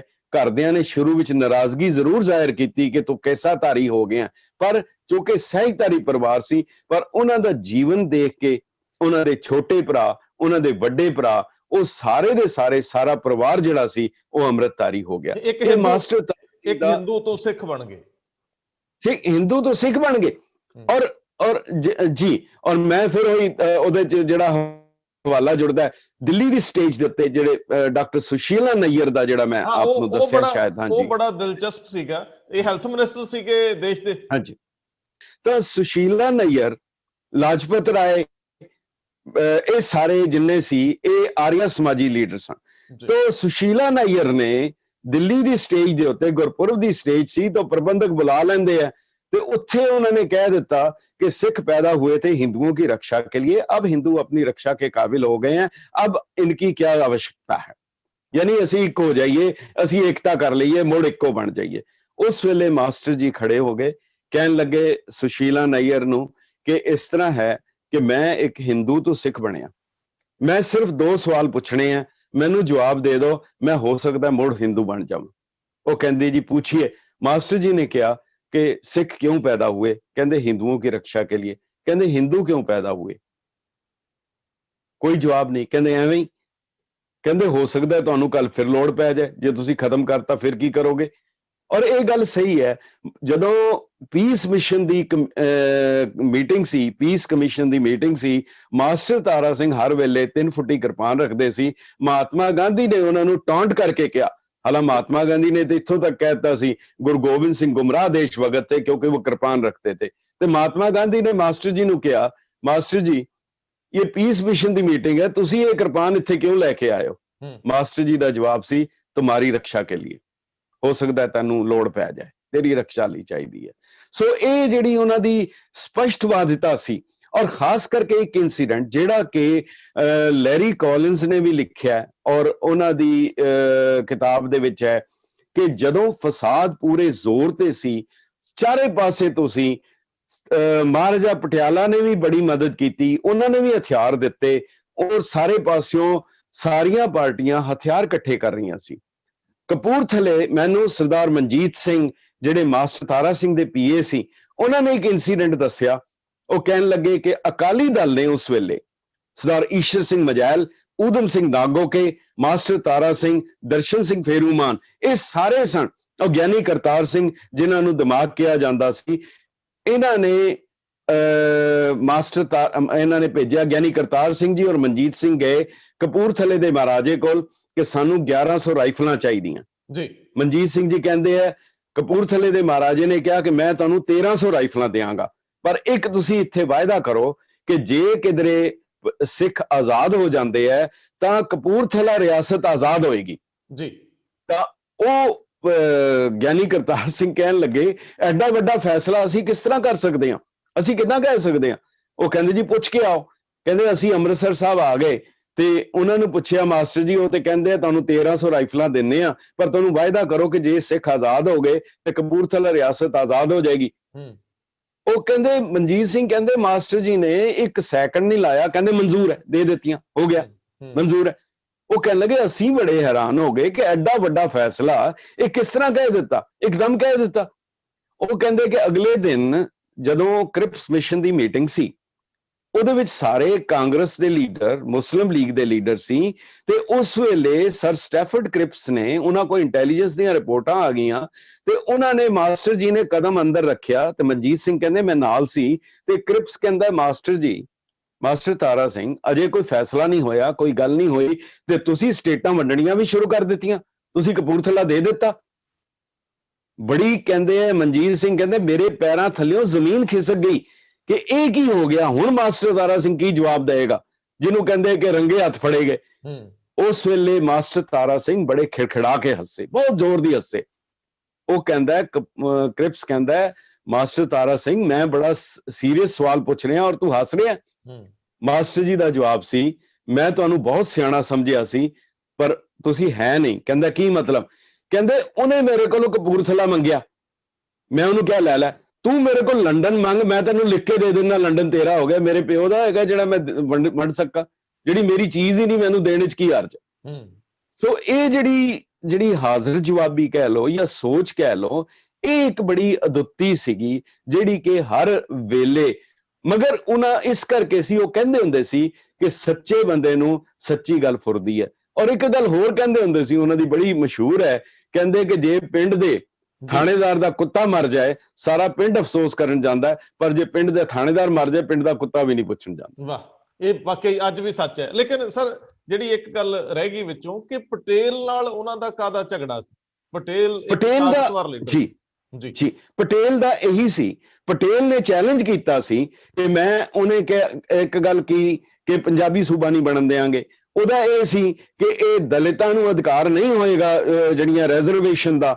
ਤੀਜਾ ਜਿਹੜਾ ਸੀਗਾ ਕਿ ਤੁਸੀਂ ਇਹ ਕਹਿਣਾ ਬੰਦ ਕਰੋ ਕਿ ਪਹਿਲੇ ਪੰਥ ਹੈ ਤੇ ਪਹਿਲੇ ਦੇਸ਼ ਹੈ, ਅਸੀਂ ਸਾਰੇ ਭਾਰਤੀ ਹਾਂ, ਅਸੀਂ ਸਾਰੇ ਇੱਕ ਹੈਗੇ ਹਾਂ। ਯਾਨੀ ਕਿ ਪੰਥ ਦੀ ਵੱਖਰੀ ਹਸਤੀ ਨੂੰ ਖਤਮ ਕਰਨਾ ਮੰਨ ਲਓ, ਸਾਡਾ ਤੁਹਾਡਾ ਕੋਈ ਝਗੜਾ ਨਹੀਂ। ਮਾਸਟਰ ਤਾਰਾ ਸਿੰਘ ਦਾ ਇਹੀ ਜਵਾਬ ਮੈਂ ਮੋਹਰ ਦੁਹਰਾ ਦਿਆਂ ਕਿ ਉਹਨਾਂ ਦਾ ਕਹਿਣਾ ਸੀ ਕਿ ਮੇਰਾ ਪੰਥ, ਮੇਰਾ ਦੇਸ਼ ਉਹ ਹੈ ਜਿੱਥੇ ਪੰਥ ਵਸਦਾ ਹੈ। ਜੇ ਕੱਲ ਇੱਥੋਂ ਛੱਡ ਕੇ ਮੈਨੂੰ ਅਫਰੀਕਾ ਜਾਣਾ ਪਏਗਾ ਉਹਨਾਂ ਜੰਗਲਾਂ ਨੂੰ ਮੈਂ ਆਪਣਾ ਦੇਸ਼ ਕਹਿ ਲਾਂਗਾ। ਮਗਰ ਜਿੱਥੇ ਉਹਨਾਂ ਨੇ ਇੱਕ ਗੱਲ ਹੋਰ ਕਹੀ, ਉਸ ਵੇਲੇ ਕਈ ਸਿੱਖ ਲੀਡਰਾਂ ਨੇ ਵੀ, ਅਕਾਲੀ ਲੀਡਰਾਂ ਨੇ ਵੀ, ਕਈ ਵਿੱਚੋਂ ਜਿਹੜੇ ਨਿਕਲ ਕੇ ਸਰਕਾਰ ਨਾਲ ਜਾ ਰਹੇ ਕਾਂਗਰਸੀਆਂ ਨੇ ਵੀ ਇਹ ਕਿਹਾ ਇਹ ਬਹੁਤ ਗਲਤ ਬਿਆਨ ਹੈ। ਉਸ ਵੇਲੇ ਮਾਸਟਰ ਤਾਰਾ ਸਿੰਘ ਦਾ ਜਵਾਬ ਸੀ ਕਿ ਮਹਾਰਾਣਾ ਪ੍ਰਤਾਪ ਨੇ ਆਪਣਾ ਦੇਸ਼ ਛੱਡ ਦਿੱਤਾ, ਉਹ ਧਰਮ ਬਚਾ ਲਿਆ, ਉਹਨਾਂ ਨੂੰ ਅੱਜ ਦੇਸ਼ ਭਗਤ ਕਿਹਾ ਜਾਂਦਾ ਹੈ। ਰਾਜਾ ਮਾਨ ਸਿੰਘ ਨੇ ਆਪਣੀ ਧੀ ਦੇ ਡੋਲੇ ਦੇ ਕੇ ਉਹਨੇ ਰਾਜ ਕਾਇਮ ਰੱਖ ਲਿਆ, ਉਹ ਜਿਹੜਾ ਰਾਜ ਕਾਇਮ ਰੱਖ ਲਿਆ ਪਰ ਉਸਨੇ ਆਪਣਾ ਧਰਮ ਛੱਡ ਦਿੱਤਾ, ਉਸ ਨੂੰ ਤੁਸੀਂ ਗਦਾਰ ਕਹਿੰਦੇ ਹੋ। ਸੋ ਇਹ ਜਿਹੜੀ ਦੇਸ਼ ਭਗਤੀ ਤੇ ਗਦਾਰੀ ਦਾ ਜਿਹੜਾ ਲਬਾਦਾ ਹੈ,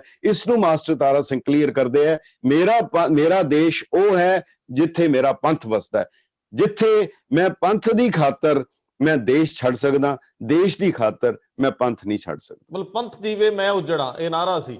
ਅੱਛਾ, ਮੈਂ ਪੰਥ ਜੀਵੇ ਮੈਂ ਮਰਾਂ, ਪੰਥ ਜੀਵੇ, ਇਹ ਸੀ, ਇਹ ਉਹਨਾਂ ਦੀ ਸ਼ੁਰੂ ਤੋਂ ਲੈ ਕੇ। ਔਰ ਜੀਵਿਆ, ਉਹਨਾਂ ਨੇ ਜੀਵਿਆ। ਉਹਨਾਂ ਨੇ ਇੱਕ ਗੱਲ ਹੋਰ ਕਹੀ ਸੀ, ਉਹਨਾਂ ਨੇ ਕਿਹਾ ਕਿਸੇ ਅਸੂਲ ਦੀ ਖਾਤਰ ਸ਼ਹੀਦੀ ਦੇ ਦੇਣਾ ਦਿੱਤੀ ਜਾ ਸਕਦੀ ਹੈ, ਬਹੁਤ ਔਖੀ ਹੈ, ਬਹੁਤ ਵੱਡੀ ਕੁਰਬਾਨੀ ਹੁੰਦੀ ਹੈ। ਉਹਨਾਂ ਦੀ ਕਿਸੇ ਚੀਜ਼ ਦੀ ਖਾਤਰ ਸ਼ਹੀਦੀ ਦੇ ਦੇਣਾ ਕਿਸੇ ਅਸੂਲ ਦੀ ਖਾਤਰ ਦਿੱਤੀ ਜਾ ਸਕਦੀ ਹੈ, ਪਰ ਉਸ ਅਸੂਲ ਦੇ ਉੱਤੇ ਸਾਰੀ ਜ਼ਿੰਦਗੀ ਟੁਰਨਾ ਇਹ ਬਹੁਤ ਔਖਾ, ਬਹੁਤ ਔਖਾ। ਆਖਰੀ ਗੱਲ, ਮਾਸਟਰ ਤਾਰਾ ਸਿੰਘ ਦੇ ਜੀਵਨ ਦੀਆਂ ਜਿਹੜੀਆਂ ਤੁਸੀਂ ਗੱਲਾਂ ਦੱਸ ਰਹੇ ਹੋ, ਇਹ ਅਕਾਲੀ ਕਿਰਦਾਰ ਦੀ ਤਰਜਮਾਨੀ ਕਰਦੀਆਂ। ਅੱਜ ਕੀ ਅਸੀਂ ਐਜ਼ ਇਟ ਇਜ਼ ਉਹਨੂੰ ਅੱਗੇ ਵਗਦਾ ਤੁਰਦਾ ਦੇਖਦੇ ਹਾਂ? ਜਿਹੜੀਆਂ ਚੀਜ਼ਾਂ ਦਾ ਉਹ ਤਿਆਗ ਕਰਦੇ ਰਹੇ, ਜਿਹੜੀ ਮਾਇਆ ਨਾਲ ਉਹ ਨਾਲ ਲੈਂਦੇ ਰਹੇ, ਔਰ ਜਿਹੜੇ ਅਸੂਲਾਂ ਦੀ ਉਹ ਗੱਲ ਕਰਦੇ ਸੀ, ਅੱਜ ਦੇ ਦਿਨ 'ਚ ਉਹ ਰੈਲੇਵੈਂਟ ਰਹੀਆਂ ਗੱਲਾਂ? ਦੇਖੋ, ਉਸ ਵੇਲੇ ਜਦੋਂ 47 ਤੋਂ ਪਹਿਲੇ ਜਿਹੜਾ ਸੀਗਾ ਨਾ, ਉਸ ਵੇਲੇ ਤੁਹਾਨੂੰ ਬਹੁ ਗਿਣਤੀ ਘੱਟ ਗਿਣਤੀ ਦਾ ਨਹੀਂ ਸੀਗਾ। ਉਸ ਵੇਲੇ ਤੁਹਾਡੇ ਕਿਰਦਾਰ ਦੀ ਕਦਰ ਸੀ, ਉਸ ਵੇਲੇ ਤੁਹਾਡੀ ਜੋ ਇਖਲਾਕ ਦੀ ਕੀਮਤ ਸੀ। ਮੈਂ ਜਿਵੇਂ ਸ਼ੁਰੂ ਦੇ ਵਿੱਚ ਕਿਹਾ ਕਿ ਬਾਅਦ ਵਿੱਚ ਜਦੋਂ ਵੋਟਾਂ ਦੀ ਰਾਜਨੀਤੀ ਆ ਜਾਂਦੀ ਹੈ, ਜਦੋਂ 47 ਤੋਂ ਬਾਅਦ ਇੱਕ ਰਣਜੀਤ ਨਗਾਰਾ ਅਖਬਾਰ ਨਿਕਲਦਾ ਸੀਗਾ, ਦੁਰਲਭ ਸਿੰਘ, ਜਿਹੜਾ ਬਾਅਦ ਵਿੱਚ ਜਾ ਕੇ ਤੇ ਬੜਾ ਹੀ ਭੈੜਾ ਜਿਹਾ ਔਰ ਵਾਹਿਯਾਤ ਜਿਹਾ ਉਹਨਾਂ ਨੇ ਅਖਬਾਰ ਕੱਢਣਾ ਸ਼ੁਰੂ ਕਰ ਦਿੱਤਾ, ਅਬਜ਼ਰਵਰ। ਪਰ ਉਸ ਵੇਲੇ ਉਹ ਪੰਥਕ ਅਖਬਾਰ ਹੁੰਦਾ ਸੀ। ਉਹਨਾਂ ਨੇ ਡੈਮੋਕ੍ਰੇਸੀ ਦੇ ਉੱਤੇ ਬੜਾ ਕੁਝ ਲਿਖਿਆ ਉਸ ਵੇਲੇ, ਕਿ ਜਿਹੜਾ ਹੁਣ ਡੈਮੋਕ੍ਰੇਸੀ ਦਾ ਸਿਸਟਮ ਆ ਰਿਹਾ। ਔਰ ਮਾਸਟਰ ਤਾਰਾ ਸਿੰਘ ਦੀ ਡਾਇਰੀ ਮੈਂ ਦੇਖੀ, ਉਹਨਾਂ ਦੀ ਡਾਇਰੀ ਮੈਂ ਪੜ੍ਹ ਰਿਹਾ ਸੀ, ਉਹਦੇ 'ਚ ਲਿਖਿਆ ਸੀ ਕਿ ਅੰਗਰੇਜ਼ ਜਾ ਰਹੇ ਹੈ, ਮੈਨੂੰ ਡਰ ਲੱਗ ਰਿਹਾ। ਤੁਹਾਡੇ ਸਵਾਲ ਦਾ ਜਵਾਬ ਆ ਜਾਏਗਾ। ਉਹ ਕਹਿੰਦੇ ਅੰਗਰੇਜ਼ ਜਾ ਰਹੇ ਹੈ, ਮੈਨੂੰ ਡਰ ਲੱਗ ਰਿਹਾ। ਇਸ ਤੋਂ ਪਹਿਲੇ ਕਹਿੰਦੇ ਕੋਈ ਸਿੱਖ ਜਿੰਨਾ ਮਰਜ਼ੀ ਬੇਈਮਾਨ ਹੋ ਜਾਏ, ਜਿੰਨਾ ਮਰਜ਼ੀ ਗਦਾਰ ਹੋ ਜਾਏ, ਜਿੰਨਾ ਮਰਜ਼ੀ ਕਰ ਲਵੇ, ਉਹ ਅੰਗਰੇਜ਼ ਨਹੀਂ ਸੀ ਬਣ ਸਕਦਾ। ਕਹਿੰਦੇ ਅੱਜ ਉਸ ਨੂੰ ਹਾਕਮ ਸ਼੍ਰੇਣੀ ਵਿੱਚ ਆਉਣ ਲਈ ਸਿਰਫ 1 ਮਿੰਟ ਦਾ ਟਾਈਮ ਚਾਹੀਦਾ। ਇਹ ਬੜੀ ਵੱਡੀ ਗੱਲ ਹੈ, ਔਰ ਜਿਹੜੀ ਕਿ ਚਰਿਤਾਰਥ ਹੋਈ ਹੈ, ਜਿਹੜੀ ਕਿ ਸਪਸ਼ਟ ਹੈਗੀ ਹੈ। ਸਰਦਾਰ ਬਲਦੇਵ ਸਿੰਘ ਜੀ ਨੇ, ਮਾਸਟਰ ਤਾਰਾ ਸਿੰਘ ਨੇ ਉਹਨਾਂ ਨੂੰ ਨੁਮਾਇੰਦਾ ਭੇਜਿਆ, ਕਿਉਂਕਿ ਮਾਸਟਰ ਤਾਰਾ ਸਿੰਘ ਨੇ ਕਿਹਾ ਸੀ ਮੈਂ ਸਾਰੀ ਜ਼ਿੰਦਗੀ ਕੋਈ ਅਹੁਦਾ ਨਹੀਂ ਲੈਣਾ ਸਵਾਏ ਗੁਰਦੁਆਰਿਆਂ ਦੇ, ਮੈਂ ਕਿਸੇ ਹੋਰ MLA MLC MP, ਔਰ ਕਿਹਾ ਜਾਂਦਾ ਹੈ ਕਿ ਉਹਨਾਂ ਨੂੰ ਵਾਈਸ ਪ੍ਰੈਜ਼ੀਡੈਂਟ ਤੱਕ ਦਾ ਵੀ ਅਹੁਦਾ ਦਿੱਤਾ ਗਿਆ, ਮਗਰ ਉਹਨਾਂ ਨੇ ਨਹੀਂ ਲਿਆ। ਜਦੋਂ ਉਹਨਾਂ ਨੂੰ ਕਿਹਾ ਗਿਆ 47 ਵੇਲੇ ਤੁਸੀਂ ਡਿਫੈਂਸ ਮਿਨਿਸਟਰ ਲਈ ਤੁਸੀਂ ਆ ਜਾਓ, ਤੁਹਾਡਾ ਜ਼ਰੂਰੀ ਹੈ, ਮਾਸਟਰ ਜੀ ਨੇ ਉਸ ਵੇਲੇ ਸਰਦਾਰ ਬਲਦੇਵ ਸਿੰਘ ਜੀ ਨੂੰ ਕਿਹਾ ਕਿ ਇਹਨਾਂ ਨੂੰ ਲੈ ਲਓ, ਇਹ ਪੋਲਿਟਿਕਸ ਵਿੱਚੋਂ ਨਹੀਂ ਹਨ, ਇਮਾਨਦਾਰ ਹਨ, ਅਮੀਰ ਕਰਦੇ ਹਨ। ਸਰਦਾਰ ਬਲਦੇਵ ਸਿੰਘ ਡਿਫੈਂਸ ਮਿਨਿਸਟਰ ਬਣ ਗਏ। ਪਹਿਲਾ ਕੰਮ ਸਰਦਾਰ ਬਲਦੇਵ ਸਿੰਘ ਜੀ ਨੇ ਕੀਤਾ, ਮਾਸਟਰ ਤਾਰਾ ਸਿੰਘ ਨੂੰ ਅੰਦਰ ਕੀਤਾ, ਅਰੈਸਟ ਕੀਤਾ। ਔਰ ਉਸ ਵੇਲੇ ਪਟੇਲ ਦੀ ਕੋਰਸਪੋਂਡੈਂਸ ਹੀ ਲਿਖਿਆ ਕਿ ਪੰਡਿਤ ਨਹਿਰੂ ਨੇ ਪਟੇਲ ਨੇ ਮਾਸਟਰ ਤਾਰਾ ਨੂੰ ਪੰਡਿਤ ਜੀ ਨੂੰ ਲਿਖਿਆ, ਸਾਨੂੰ ਪੰਜਾਬ ਵਿੱਚ ਇੱਕ ਲੀਡਰ ਚਾਹੀਦਾ ਹੈ ਜਿਹੜਾ ਮਾਸਟਰ ਤਾਰਾ ਸਿੰਘ ਦਾ ਮੁਕਾਬਲਾ ਕਰ ਸਕੇ। ਅੱਛਾ, ਉਹਦੇ 'ਚ ਲਿਖਿਆ, ਔਰ ਉਹਨਾਂ ਦਾ ਜਵਾਬ ਸੀ ਕਿ ਇਹ ਲੱਭਣਾ ਮੁਸ਼ਕਲ ਹੈ। ਸਰਦਾਰ ਬਲਦੇਵ ਸਿੰਘ ਦੀ ਚਿੱਠੀ ਹੈ ਕਿ ਇਹ ਸੇਵਾ ਮੈਂ ਕਰ ਸਕਦਾ। ਅੱਛਾ ਜੀ, ਹੁਣ ਤੁਸੀਂ ਕੀ ਕਹੋਗੇ? ਇਹਦਾ ਕੀ ਜਵਾਬ ਹੈ? ਕੋਈ ਜਵਾਬ ਨਹੀਂਗਾ। ਸੋ ਉਹ ਜਿਹੜਾ ਹਾਲਾਤ ਬਣ ਗਏ, ਸਾਰੇ ਦੇ ਸਾਰੇ ਪੰਜਾਬੀ ਸੂਬੇ ਦੀ ਮੰਗ ਨੂੰ ਸ਼ੁਰੂ ਕਰਨ ਵਾਲੇ ਸਰਦਾਰ ਹੁਕਮ ਸਿੰਘ ਜੀ ਸਨ। ਉਹਨਾਂ ਨੇ ਲਿਖਿਆ, ਮਗਰ ਬਾਅਦ ਵਿੱਚ ਜਦੋਂ ਪੰਜਾਬੀ ਸੂਬੇ ਅਰੂਜ ਤੇ ਆ ਗਿਆ, ਉਹਦੀ ਡਿਸਾਈਡ ਕਰਨਾ ਸੀ ਮੰਗਿਆ ਜਾਣਾ, ਮੰਨਿਆ ਜਾਣਾ ਚਾਹੀਦਾ ਕਿ ਨਹੀਂ ਮੰਨਿਆ ਜਾਣਾ ਚਾਹੀਦਾ, ਦੇਣਾ ਕਿ ਨਹੀਂ ਦੇਣਾ। ਸਰਦਾਰ ਹੁਕਮ ਸਿੰਘ ਜੀ ਦੀ ਪਾਰਲੀਮੈਂਟ ਦੇ ਵਿੱਚ ਸਪੀਚ ਹੈ ਜੀ, ਕਿਧਰੇ ਹੋਰ ਨਹੀਂ, ਔਰ ਉਹਨਾਂ ਦੀ ਜੀਵਨੀ ਲਿਖੀ ਹੈ ਪ੍ਰਤਾਪ ਸਿੰਘ ਜੀ ਨੇ, ਉਹਦੇ ਵਿੱਚ ਵੀ ਲਿਖ ਦਿੱਤਾ ਸੱਚ ਜਿਹੜਾ ਲੁਕਦਾ ਨਹੀਂ। ਉਹਦੇ ਤੇ ਹੁਕਮ ਸਿੰਘ ਜੀ ਨੇ ਲਿਖਿਆ, ਮੈਂ ਪੰਜਾਬੀ ਸੂਬੇ ਦੀ ਮੰਗ ਦਾ ਜਨਮਦਾਤਾ ਸੀ, ਇਹ ਮੇਰੇ ਜੀਵਨ ਦੀ ਸਭ ਤੋਂ ਵੱਡੀ ਗਲਤੀ ਸੀ ਜੀ, ਇਸ ਗਲਤੀ ਦੀ ਸਜ਼ਾ ਅਗਰ ਮੌਤ ਹੈ ਤੇ ਮੈਂ ਉਹਦੇ ਲਈ ਤਿਆਰ ਹਾਂ। ਉਹਨਾਂ ਨੇ ਅੱਗੇ ਲਿਖਿਆ, ਮੇਰੇ ਭਰਾ ਦਾ ਨਾਮ ਸੁਦਾਗਰ ਰਾਮ ਹੈ, ਜਿਨ੍ਹਾਂ ਲੋਕਾਂ ਨੇ ਮੇਰਾ ਕਪੂਰਥਲੇ ਵਾਲਾ ਮਕਾਨ ਦੇਖਿਆ, ਉੱਥੇ ਪਿਆ ਹੋਇਆ ਹੁੱਕਾ ਦੇਖ ਕੇ ਹੈਰਾਨ ਹੁੰਦੇ ਆ, ਮੈਂ ਆਪਣੇ ਸਾਲਿਆਂ ਨੂੰ ਕਿੱਦਾਂ ਮਨਾ ਕਰ ਸਕਦਾ ਕਿ ਹੁੱਕਾ ਨਾ ਪੀਣ। ਕਹਿੰਦੇ ਕਿ ਮੈਨੂੰ ਪਤਾ ਲੱਗਾ ਹੈ ਕਿ ਸਿੱਖਾਂ ਨੂੰ ਹਿੰਦੂ ਮੰਨਿਆ ਜਾਂਦਾ ਹੈ ਹਿੰਦੂ ਲਾਅ ਵਿੱਚ, ਅਗਰ ਐਡੀ ਵੱਡੀ ਕੌਮ ਸਾਨੂੰ ਆਪਣਾ ਹਿੱਸਾ ਮੰਨਦੀ ਹੈ, ਇਹਦੇ ਵਿੱਚ ਹਰਜ ਕੀ ਹੈ? ਜਦੋਂ ਆਪਣੇ ਵੀ ਸਾਥ ਛੱਡ ਜਾਣ, ਜਦੋਂ ਔਰ ਉਹਦੇ ਬਾਅਦ ਇਵਜ਼ਾਨਾ ਹੋਇਆ, ਸਰਦਾਰ ਸਾਹਿਬ ਨੂੰ ਉਹਨਾਂ ਨੇ ਡਿਪਟੀ ਸਪੀਕਰ ਬਣਾਤਾ, ਫਿਰ ਸਪੀਕਰ ਬਣਾਤਾ, ਫਿਰ ਗਵਰਨਰ ਬਣਾਤਾ। ਜਦੋਂ ਹਟ ਗਏ, ਜਦੋਂ ਸਾਰਾ ਕੁਝ ਹਟ ਗਏ, ਤਾਂ ਉਸ ਵੇਲੇ ਟੋੜਾ ਸਾਹਿਬ ਨੇ ਉਹਨਾਂ ਨੂੰ ਸਿੰਘ ਸਭਾ ਸ਼ਤਾਬਦੀ ਕਮੇਟੀ ਦਾ ਪ੍ਰਧਾਨ ਬਣਾਤਾ, ਜਿਹਦਾ ਨਾਰਾ ਸੀ ਹਮ ਹਿੰਦੂ ਨਹੀਂ। ਸੋ ਸਾਡੀ ਟ੍ਰੈਜਡੀ ਜਿਹੜੀ ਹੈ ਨਾ ਜੀ, ਉਹ ਬਹੁਤ ਹੈ, ਮਗਰ ਇੱਥੇ ਜਿਹੜਾ ਨੈਰੇਟਿਵ ਹੈਗਾ ਉਹ ਲਿਖਣ ਵਾਲਾ ਕੋਈ ਹੋਰ ਹੈ। ਪਰ ਆਉਣ ਵਾਲਾ ਸਮਾਂ, ਔਰ ਜਿਤਨੀ ਦੇਖੋ ਦੇਸ਼ ਲਈ ਇੰਨੀ ਵੱਡੀ ਗੱਲ, ਅਗਰ ਉਹ ਮਾਸਟਰ ਤਾਰਾ ਸਿੰਘ ਇਹ ਨਾ ਕਰਦੇ, ਅੱਜ ਪਾਕਿਸਤਾਨ ਦੀ ਬਾਉਂਡਰੀ ਸਾਰੇ ਦੇ ਸਾਰੇ ਉਹਨਾਂ ਦੇ ਵੱਡੇ ਸ਼ਹਿਰਾਂ ਦੇ ਨਜ਼ਦੀਕ ਹੈ, 20 ਕਿਲੋਮੀਟਰ ਹੈ, ਸਿਆਲਕੋਟ, ਲਾਹੌਰ, ਕਸੂਰ, ਸਾਰੇ ਸ਼ਹਿਰ ਉਹਨਾਂ ਦੀ 20 ਕਿਲੋਮੀਟਰ 'ਚ ਹੈ। ਅਗਰ ਨਾ ਹੁੰਦਾ, ਇਹ ਹਾਲ ਹਿੰਦੁਸਤਾਨ ਦਾ ਹੋਣਾ ਸੀ, ਹਿੰਦੁਸਤਾਨ ਦੀ ਬਾਉਂਡਰੀ ਇਦਾਂ ਹੋਣੀ ਸੀ। ਪਰ ਅਫਸੋਸ ਹੈ, ਅਕਿਰਤ ਘਣਤਾ ਦੀ ਚਰਮ ਸੀਮਾ ਹੈ ਕਿ ਫਤਿਹਨਗਰ ਦਿੱਲੀ ਦੇ ਵਿੱਚ ਤਿਲਕ ਨਗਰ 'ਚ ਇੱਕ ਛੋਟੀ ਜਿਹੀ ਪਾਰਕ ਹੈ, ਉਹਦਾ ਨਾਮ ਮਾਸਟਰ ਤਾਰਾ ਸਿੰਘ ਪਾਰਕ ਸੀ, ਉਹ ਵੀ ਨਾਮ ਮਿਟਾ ਦਿੱਤਾ ਗਿਆ ਜੀ। ਇੱਕ ਬੁੱਤ ਨਹੀਂ ਲਗਾਇਆ, ਔਰ ਜੇ ਸਰਨਾ ਸਾਹਿਬ ਨੇ ਬੁੱਤ ਲਗਾਇਆ ਤਾਂ ਉਹ ਕੀ ਹੈ, ਰਕਾਬਗੰਜ ਸਾਹਿਬ ਦੀਆਂ ਟਾਇਲਟਸ ਦੇ ਵਿੱਚੋਂ ਇੱਕ ਟੁਕੜਾ ਕੱਟ ਕੇ ਉਹਦੇ 'ਚੋਂ ਦੀਵਾਰ ਦਾ, ਉਹਦੇ 'ਚ ਮਾਸਟਰ ਤਾਰਾ ਸਿੰਘ ਦਾ ਬੁੱਤ ਲਗਾਇਆ। ਸਰਨਾ ਸਾਹਿਬ ਕਹਿੰਦੇ ਮੈਂ ਮਾਸਟਰ ਤਾਰਾ ਸਿੰਘ ਦਾ ਬੁੱਤ ਲਗਾ ਕੇ ਉਹਦਾ ਮੂੰਹ ਜਿਹੜਾ ਹੈ ਉਹ ਮੈਂ ਪਾਰਲੀਮੈਂਟ ਵੱਲ ਕੀਤਾ।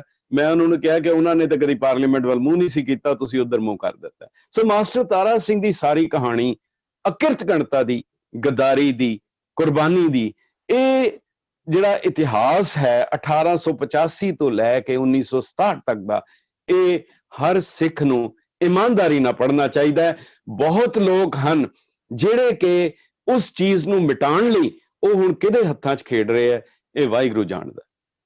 ਸਰਦਾਰ ਸਾਹਿਬ ਬਹੁਤ ਬਹੁਤ ਮਿਹਰਬਾਨੀ, ਤੁਸੀਂ ਬਹੁਤ ਵਿਸਥਾਰ ਨਾਲ ਦੱਸਿਆ, ਔਰ ਮੇਰੇ ਵੀ ਬਹੁਤ ਸਾਰੀਆਂ ਨਵੀਆਂ ਗੱਲਾਂ ਪੱਲੇ ਪਈਆਂ ਨੇ। ਮੈਂ ਚਾਹੂੰਗਾ ਕਿ ਰੰਧਾਵਾ ਸਾਹਿਬ, ਇੱਕ ਗੱਲ ਹੋਰ ਬੜੀ ਜ਼ਰੂਰੀ ਹੈ, ਜਿਹੜੀ ਤੁਸੀਂ ਰੈਲੇਵੈਂਟ ਦੀ ਗੱਲ ਕਰਦੇ ਹੋ, ਉਹ ਬਹੁਤ ਜ਼ਰੂਰੀ ਹੈ। ਮੈਂ ਤੁਹਾਨੂੰ ਦੱਸ ਰਿਹਾ ਸੀ ਲੈਰੀ ਕਾਲਿੰਸ ਦੀ ਕਿਤਾਬ, ਇਹ ਮੇਰੇ ਕੋਲ ਹੈਗੀ ਹੈ, ਲੈਰੀ ਕਾਲਿੰਸ ਦੀ ਕਿਤਾਬ ਹੈ, ਹਾਂਜੀ, ਫਰੀडम ਐਟ ਮਿਡਨਾਈਟ ਹੈ। ਇਹਦੇ ਵਿੱਚ ਉਹਨੇ ਇੱਕ ਇਨਸੀਡੈਂਟ ਲਿਖਿਆ ਕਿ ਜਦੋਂ ਹਾਲਾਤ ਪੰਜਾਬ ਦੇ ਬਹੁਤ ਵਿਗੜ ਗਏ ਤਾਂ ਮੁਹੰਮਦ ਅਲੀ ਜਿਨਾਹ ਦਾ, ਕਾਇਦੇ ਆਜ਼ਮ ਮੁਹੰਮਦ ਅਲੀ ਜਿਨਾਹ ਦਾ ਇੱਕ ਜਲੂਸ ਨਿਕਲਣਾ ਸੀ ਕਰਾਚੀ ਦੇ ਵਿੱਚ, ਜਿਹੜਾ ਕਿ ਉਹਨਾਂ ਦੀ ਆਜ਼ਾਦੀ ਦਾ ਹੈਗਾ ਸੀ। ਉਹ ਕਹਿਣ ਲੱਗਾ ਇਹਦੇ ਚ ਲਿਖਿਆ ਹੈ ਕਿ ਉਹ ਸਾਰੀ ਲੀਡਰਸ਼ਿਪ ਮੁਸਲਿਮ ਲੀਗ ਦੀ ਉਹ ਮਾਊਂਟ ਬੈਟਨ ਦੇ ਕੋਲ ਆਈ ਔਰ ਉਹਨਾਂ ਨੇ ਕਿਹਾ ਕਿ ਮਾਸਟਰ ਤਾਰਾ ਸਿੰਘ ਨੇ ਪਲਾਨ ਕੀਤਾ ਹੈ ਮੁਹੰਮਦ ਅਲੀ ਜਿਨਾਹ ਨੂੰ ਬੰਬ ਨਾਲ ਉਡਾ ਦੇਣ ਦਾ। ਜੀ ਦੇਖੋ ਕਿੰਨਾ ਵੱਡਾ ਹੈ, ਇਹਨੂੰ ਅੱਜ ਨਾਲ ਜ਼ਰਾ ਤੁਸੀਂ ਕੰਪੇਅਰ ਕਰੋ। ਔਰ ਉਸ ਵੇਲੇ ਮਾਊਂਟ ਬੈਟਨ ਨੇ ਜਿਹੜਾ CID ਅਫਸਰ ਖੜਾ ਸੀ ਉਹਨੂੰ ਪੁੱਛਿਆ, ਉਹਨੇ ਸਿਰ ਹਿਲਾ ਦਿੱਤਾ ਕਿ ਸਾਡੇ ਕੋਲ ਖਬਰ ਹੈ ਜੀ। ਤਾਂ ਉਸ ਵੇਲੇ ਉਹਨੇ ਮਾਊਂਟ ਬੈਟਨ ਨੇ ਕਿਹਾ ਕਿ ਠੀਕ ਹੈ। ਉਹ ਕਹਿਣ ਲੱਗੇ ਕਿ ਤੁਸੀਂ ਇਹਦਾ ਕੀ ਪ੍ਰਬੰਧ ਕੀਤਾ। ਮਾਊਂਟ ਬੈਟਨ ਨੇ ਕਿਹਾ ਕਿ ਉਹ ਮੈਂ ਤੁਹਾਨੂੰ ਨਹੀਂ ਦੱਸ ਸਕਦਾ, ਮੈਂ ਨਹੀਂ ਦੱਸ ਸਕਾਂਗਾ। ਉਹ ਕਹਿਣ ਲੱਗੇ ਕਿ ਤੂੰ ਸਾਡੇ ਕਾਇਦੇ ਆਜ਼ਮ ਨੂੰ ਮਰਵਾਉਣਾ ਚਾਹੁੰਦਾ ਹੈ? ਮਾਊਂਟ ਬੈਟਨ ਦਾ ਕਹਿਣਾ ਸੀ ਬਿਲਕੁਲ ਨਹੀਂ, ਮਗਰ ਉਹ ਕੀ ਕਰਨਾ ਹੈ ਇਹ ਮੈਂ ਤੁਹਾਨੂੰ ਨਹੀਂ ਦੱਸ ਸਕਦਾ। ਮੁਸਲਿਮ ਲੀਗ ਦੇ ਲੀਡਰ ਕਹਿਣ ਲੱਗੇ ਕਿ ਤੁਸੀਂ ਮਾਸਟਰ ਤਾਰਾ ਸਿੰਘ ਨੂੰ ਅਰੈਸਟ ਕਰੋ ਜੀ। ਕਮਾਲ ਦਾ ਜਵਾਬ ਹੈ, ਤੁਸੀਂ ਉਸ ਤੋਂ ਬਾਅਦ ਦੀਆਂ ਘਟਨਾਵਾਂ ਕਹਿਣ ਦੀ ਵੀ ਲੋੜ ਨਹੀਂ। ਮਾਊਂਟ ਬੈਟਨ ਉਹ ਸਮਝ ਰਿਹਾ, ਉਹ ਕਹਿੰਦਾ ਤੁਹਾਨੂੰ ਪਤਾ ਹੈ ਮਾਸਟਰ ਤਾਰਾ ਸਿੰਘ ਕਿੱਥੇ ਹੈ? ਇਸ ਵੇਲੇ ਦਰਬਾਰ ਸਾਹਿਬ ਵਿੱਚ ਹੈ, ਉਹ ਦਰਬਾਰ ਸਾਹਿਬ ਵਿੱਚ ਹੈ। ਔਰ ਕੀ ਸੋਚਿਆ ਜਾ ਸਕਦਾ ਹੈ ਕਿ ਕੋਈ ਪੁਲਿਸ ਜਾਂ ਫੌਜ ਦਰਬਾਰ ਸਾਹਿਬ ਦੇ ਅੰਦਰ ਦਾਖਲ ਹੋ ਸਕਦੀ ਹੈ? ਕਮਾਲ। ਇਹ ਮਾਊਂਟ ਬੈਟਨ ਦਾ ਜਵਾਬ ਸੀ। ਔਰ ਉਸ ਵੇਲੇ ਉਹਨਾਂ ਨੇ ਕਿਹਾ ਕਿ ਇਹਦਾ ਮਤਲਬ ਫਿਰ ਉਹਦੀ ਸਿਕਿਉਰਿਟੀ ਕੀ ਹੈ ਕਾਇਦੇ ਆਜ਼ਮ ਦੀ? ਮਾਊਂਟ ਬੈਟਨ ਨੇ ਕਿਹਾ ਕਿ ਮੈਂ ਇੱਕ ਸਿਕਿਉਰਿਟੀ ਦੇ ਸਕਦਾ, ਕੱਲ ਨੂੰ ਜਦੋਂ ਉਹਦਾ ਕਾਇਦੇ ਆਜ਼ਮ ਦਾ ਜਲੂਸ ਨਿਕਲੇਗਾ ਬੱਗੀ ਦੇ ਵਿੱਚ ਜਾਂ ਕਾਰ ਦੇ ਵਿੱਚ, ਉਹਦੀ ਨਾਲ ਦੀ ਸੀਟ ਤੇ ਮੈਂ ਬੈਠਾਂਗਾ, ਮੈਂ ਇਹ ਰਿਸਕ ਲਵਾਂਗਾ, ਪਰ ਮੈਂ ਦਰਬਾਰ ਸਾਹਿਬ ਦੇ ਅੰਦਰ ਫੌਜ ਜਾਂ ਪੁਲਿਸ ਨਹੀਂ ਭੇਜ ਸਕਦਾ। ਕਮਾਲ ਹੈ, ਕਮਾਲ ਹੈ, ਕਮਾਲ। ਇਹ ਇਤਿਹਾਸ ਦਾ ਸਿਰਜਕ ਸੀ ਮਾਸਟਰ ਤਾਰਾ ਸਿੰਘ, ਇਤਿਹਾਸ ਦੀ ਪ੍ਰੇਰਣਾ ਸੀ। ਔਰ ਫਿਰ ਉਹ ਲੋਕ ਜਿਨ੍ਹਾਂ ਦੇ ਆਪਣੇ ਅੱਗੋਂ ਕੋਹਨਮੋਹਨ ਹੋ ਗਏ, ਉਹ ਕਹੀ ਜਾਂਦੇ ਜੀ ਉਹ ਹਿੰਦੂ ਤੋਂ ਬਣਿਆ ਸੀ, ਹੁਣ ਇਸ ਦਾ ਕੀ ਜਵਾਬ ਦੇ ਸਕਦਾ? ਇਹਦਾ ਕੋਈ ਕਿਸੇ ਕੋਲ ਜਵਾਬ ਨਹੀਂ ਹੈਗਾ। ਉਹਨਾਂ ਦੇ ਕਿਰਦਾਰ ਉਹ ਆਪਣੀ ਨਿਭਾ ਗਏ ਔਰ ਉਹਨਾਂ ਦਾ ਜੀਵਨ ਔਰ ਆਚਰਣ ਜਿਹੜਾ ਸੀ ਅਖੀਰ ਤੱਕ ਸਿੱਖੀ ਦੇ ਨਾਲ ਜੁੜਿਆ ਸੀ। ਡਾਕਟਰਾਂ ਨੇ ਜਦੋਂ ਉਹਨਾਂ ਨੂੰ ਕਹਿ ਦਿੱਤਾ ਕਿ ਤੁਹਾਡਾ ਆਪਰੇਸ਼ਨ ਜ਼ਰੂਰੀ ਹੈ ਪਰ ਇਹਦੇ ਵਿੱਚ ਤੁਹਾਡੇ 60% ਮੌਤ ਦੇ ਚਾਂਸ ਹੈ, ਤੇ ਮਾਸਟਰ ਤਾਰਾ ਬਾਰੀ ਦੀ ਇੱਕ ਗੱਲ ਹੈ, ਤੁਹਾਨੂੰ ਸਾਰੀ ਉਮਰ ਉਹ ਪਿਸ਼ਾਬ ਦੀ ਥੈਲੀ ਜਿਹੜੀ ਹੈ ਉਹ ਨਾਲ ਲੈ ਕੇ ਤੁਰਨੀ ਪਏਗੀ। ਮਾਸਟਰ ਤਾਰਾ ਸਿੰਘ ਦਾ ਡਾਕਟਰਾਂ ਨੂੰ ਜਵਾਬ ਸੀ ਕਿ ਮੈਂ ਅਗਰ 90% ਵੀ ਮੌਤ ਦਾ ਚਾਂਸ ਹੋਏ, 10% ਵੀ ਹੋਏ, ਤੁਸੀਂ ਆਪਰੇਸ਼ਨ ਕਰ ਦਿਓ, ਮੈਂ ਅਪਾਹਜ ਦੀ ਜ਼ਿੰਦਗੀ ਲੈ ਕੇ ਇਸ ਪੰਥ ਵਿੱਚ ਨਹੀਂ ਵਿਚਰ ਸਕਦਾ। ਵਾਕਈ ਜਜ਼ਬਾ ਸੀ, ਜਜ਼ਬਾ ਸੀ। ਬਹੁਤ ਮਿਹਰਬਾਨੀ ਸਰ, ਬਹੁਤ ਧੰਨਵਾਦ, ਬਹੁਤ ਧੰਨਵਾਦ। ਅਸੀਂ ਜੁੜਦੇ ਰਵਾਂਗੇ, ਇਤਿਹਾਸ ਦੀਆਂ ਉਹਨਾਂ ਬੰਦ ਗਲੀਆਂ ਦੇ ਗੇੜੇ ਕੱਢਦੇ ਰਵਾਂਗੇ ਜਿਨ੍ਹਾਂ ਦੇ ਵਿੱਚ ਸਾਡੇ ਲਈ ਪ੍ਰੇਰਨਾ ਪਈ ਆ, ਸਾਡਾ ਮਾਰਗਦਰਸ਼ਨ ਕਰਦੀਆਂ ਨੇ, ਸਾਡੇ ਪੁਰਖਿਆਂ ਦਾ ਬਹੁਤ ਕੁਝ ਪਿਆ। ਬਹੁਤ ਮਿਹਰਬਾਨੀ ਜੀ ਜੀ, ਬਹੁਤ ਬਹੁਤ ਧੰਨਵਾਦ। ਠੀਕ ਹੈ ਜੀ, ਵਾਹਿਗੁਰੂ ਜੀ ਕਾ ਖਾਲਸਾ, ਵਾਹਿਗੁਰੂ ਜੀ ਕੀ ਫਤਿਹ।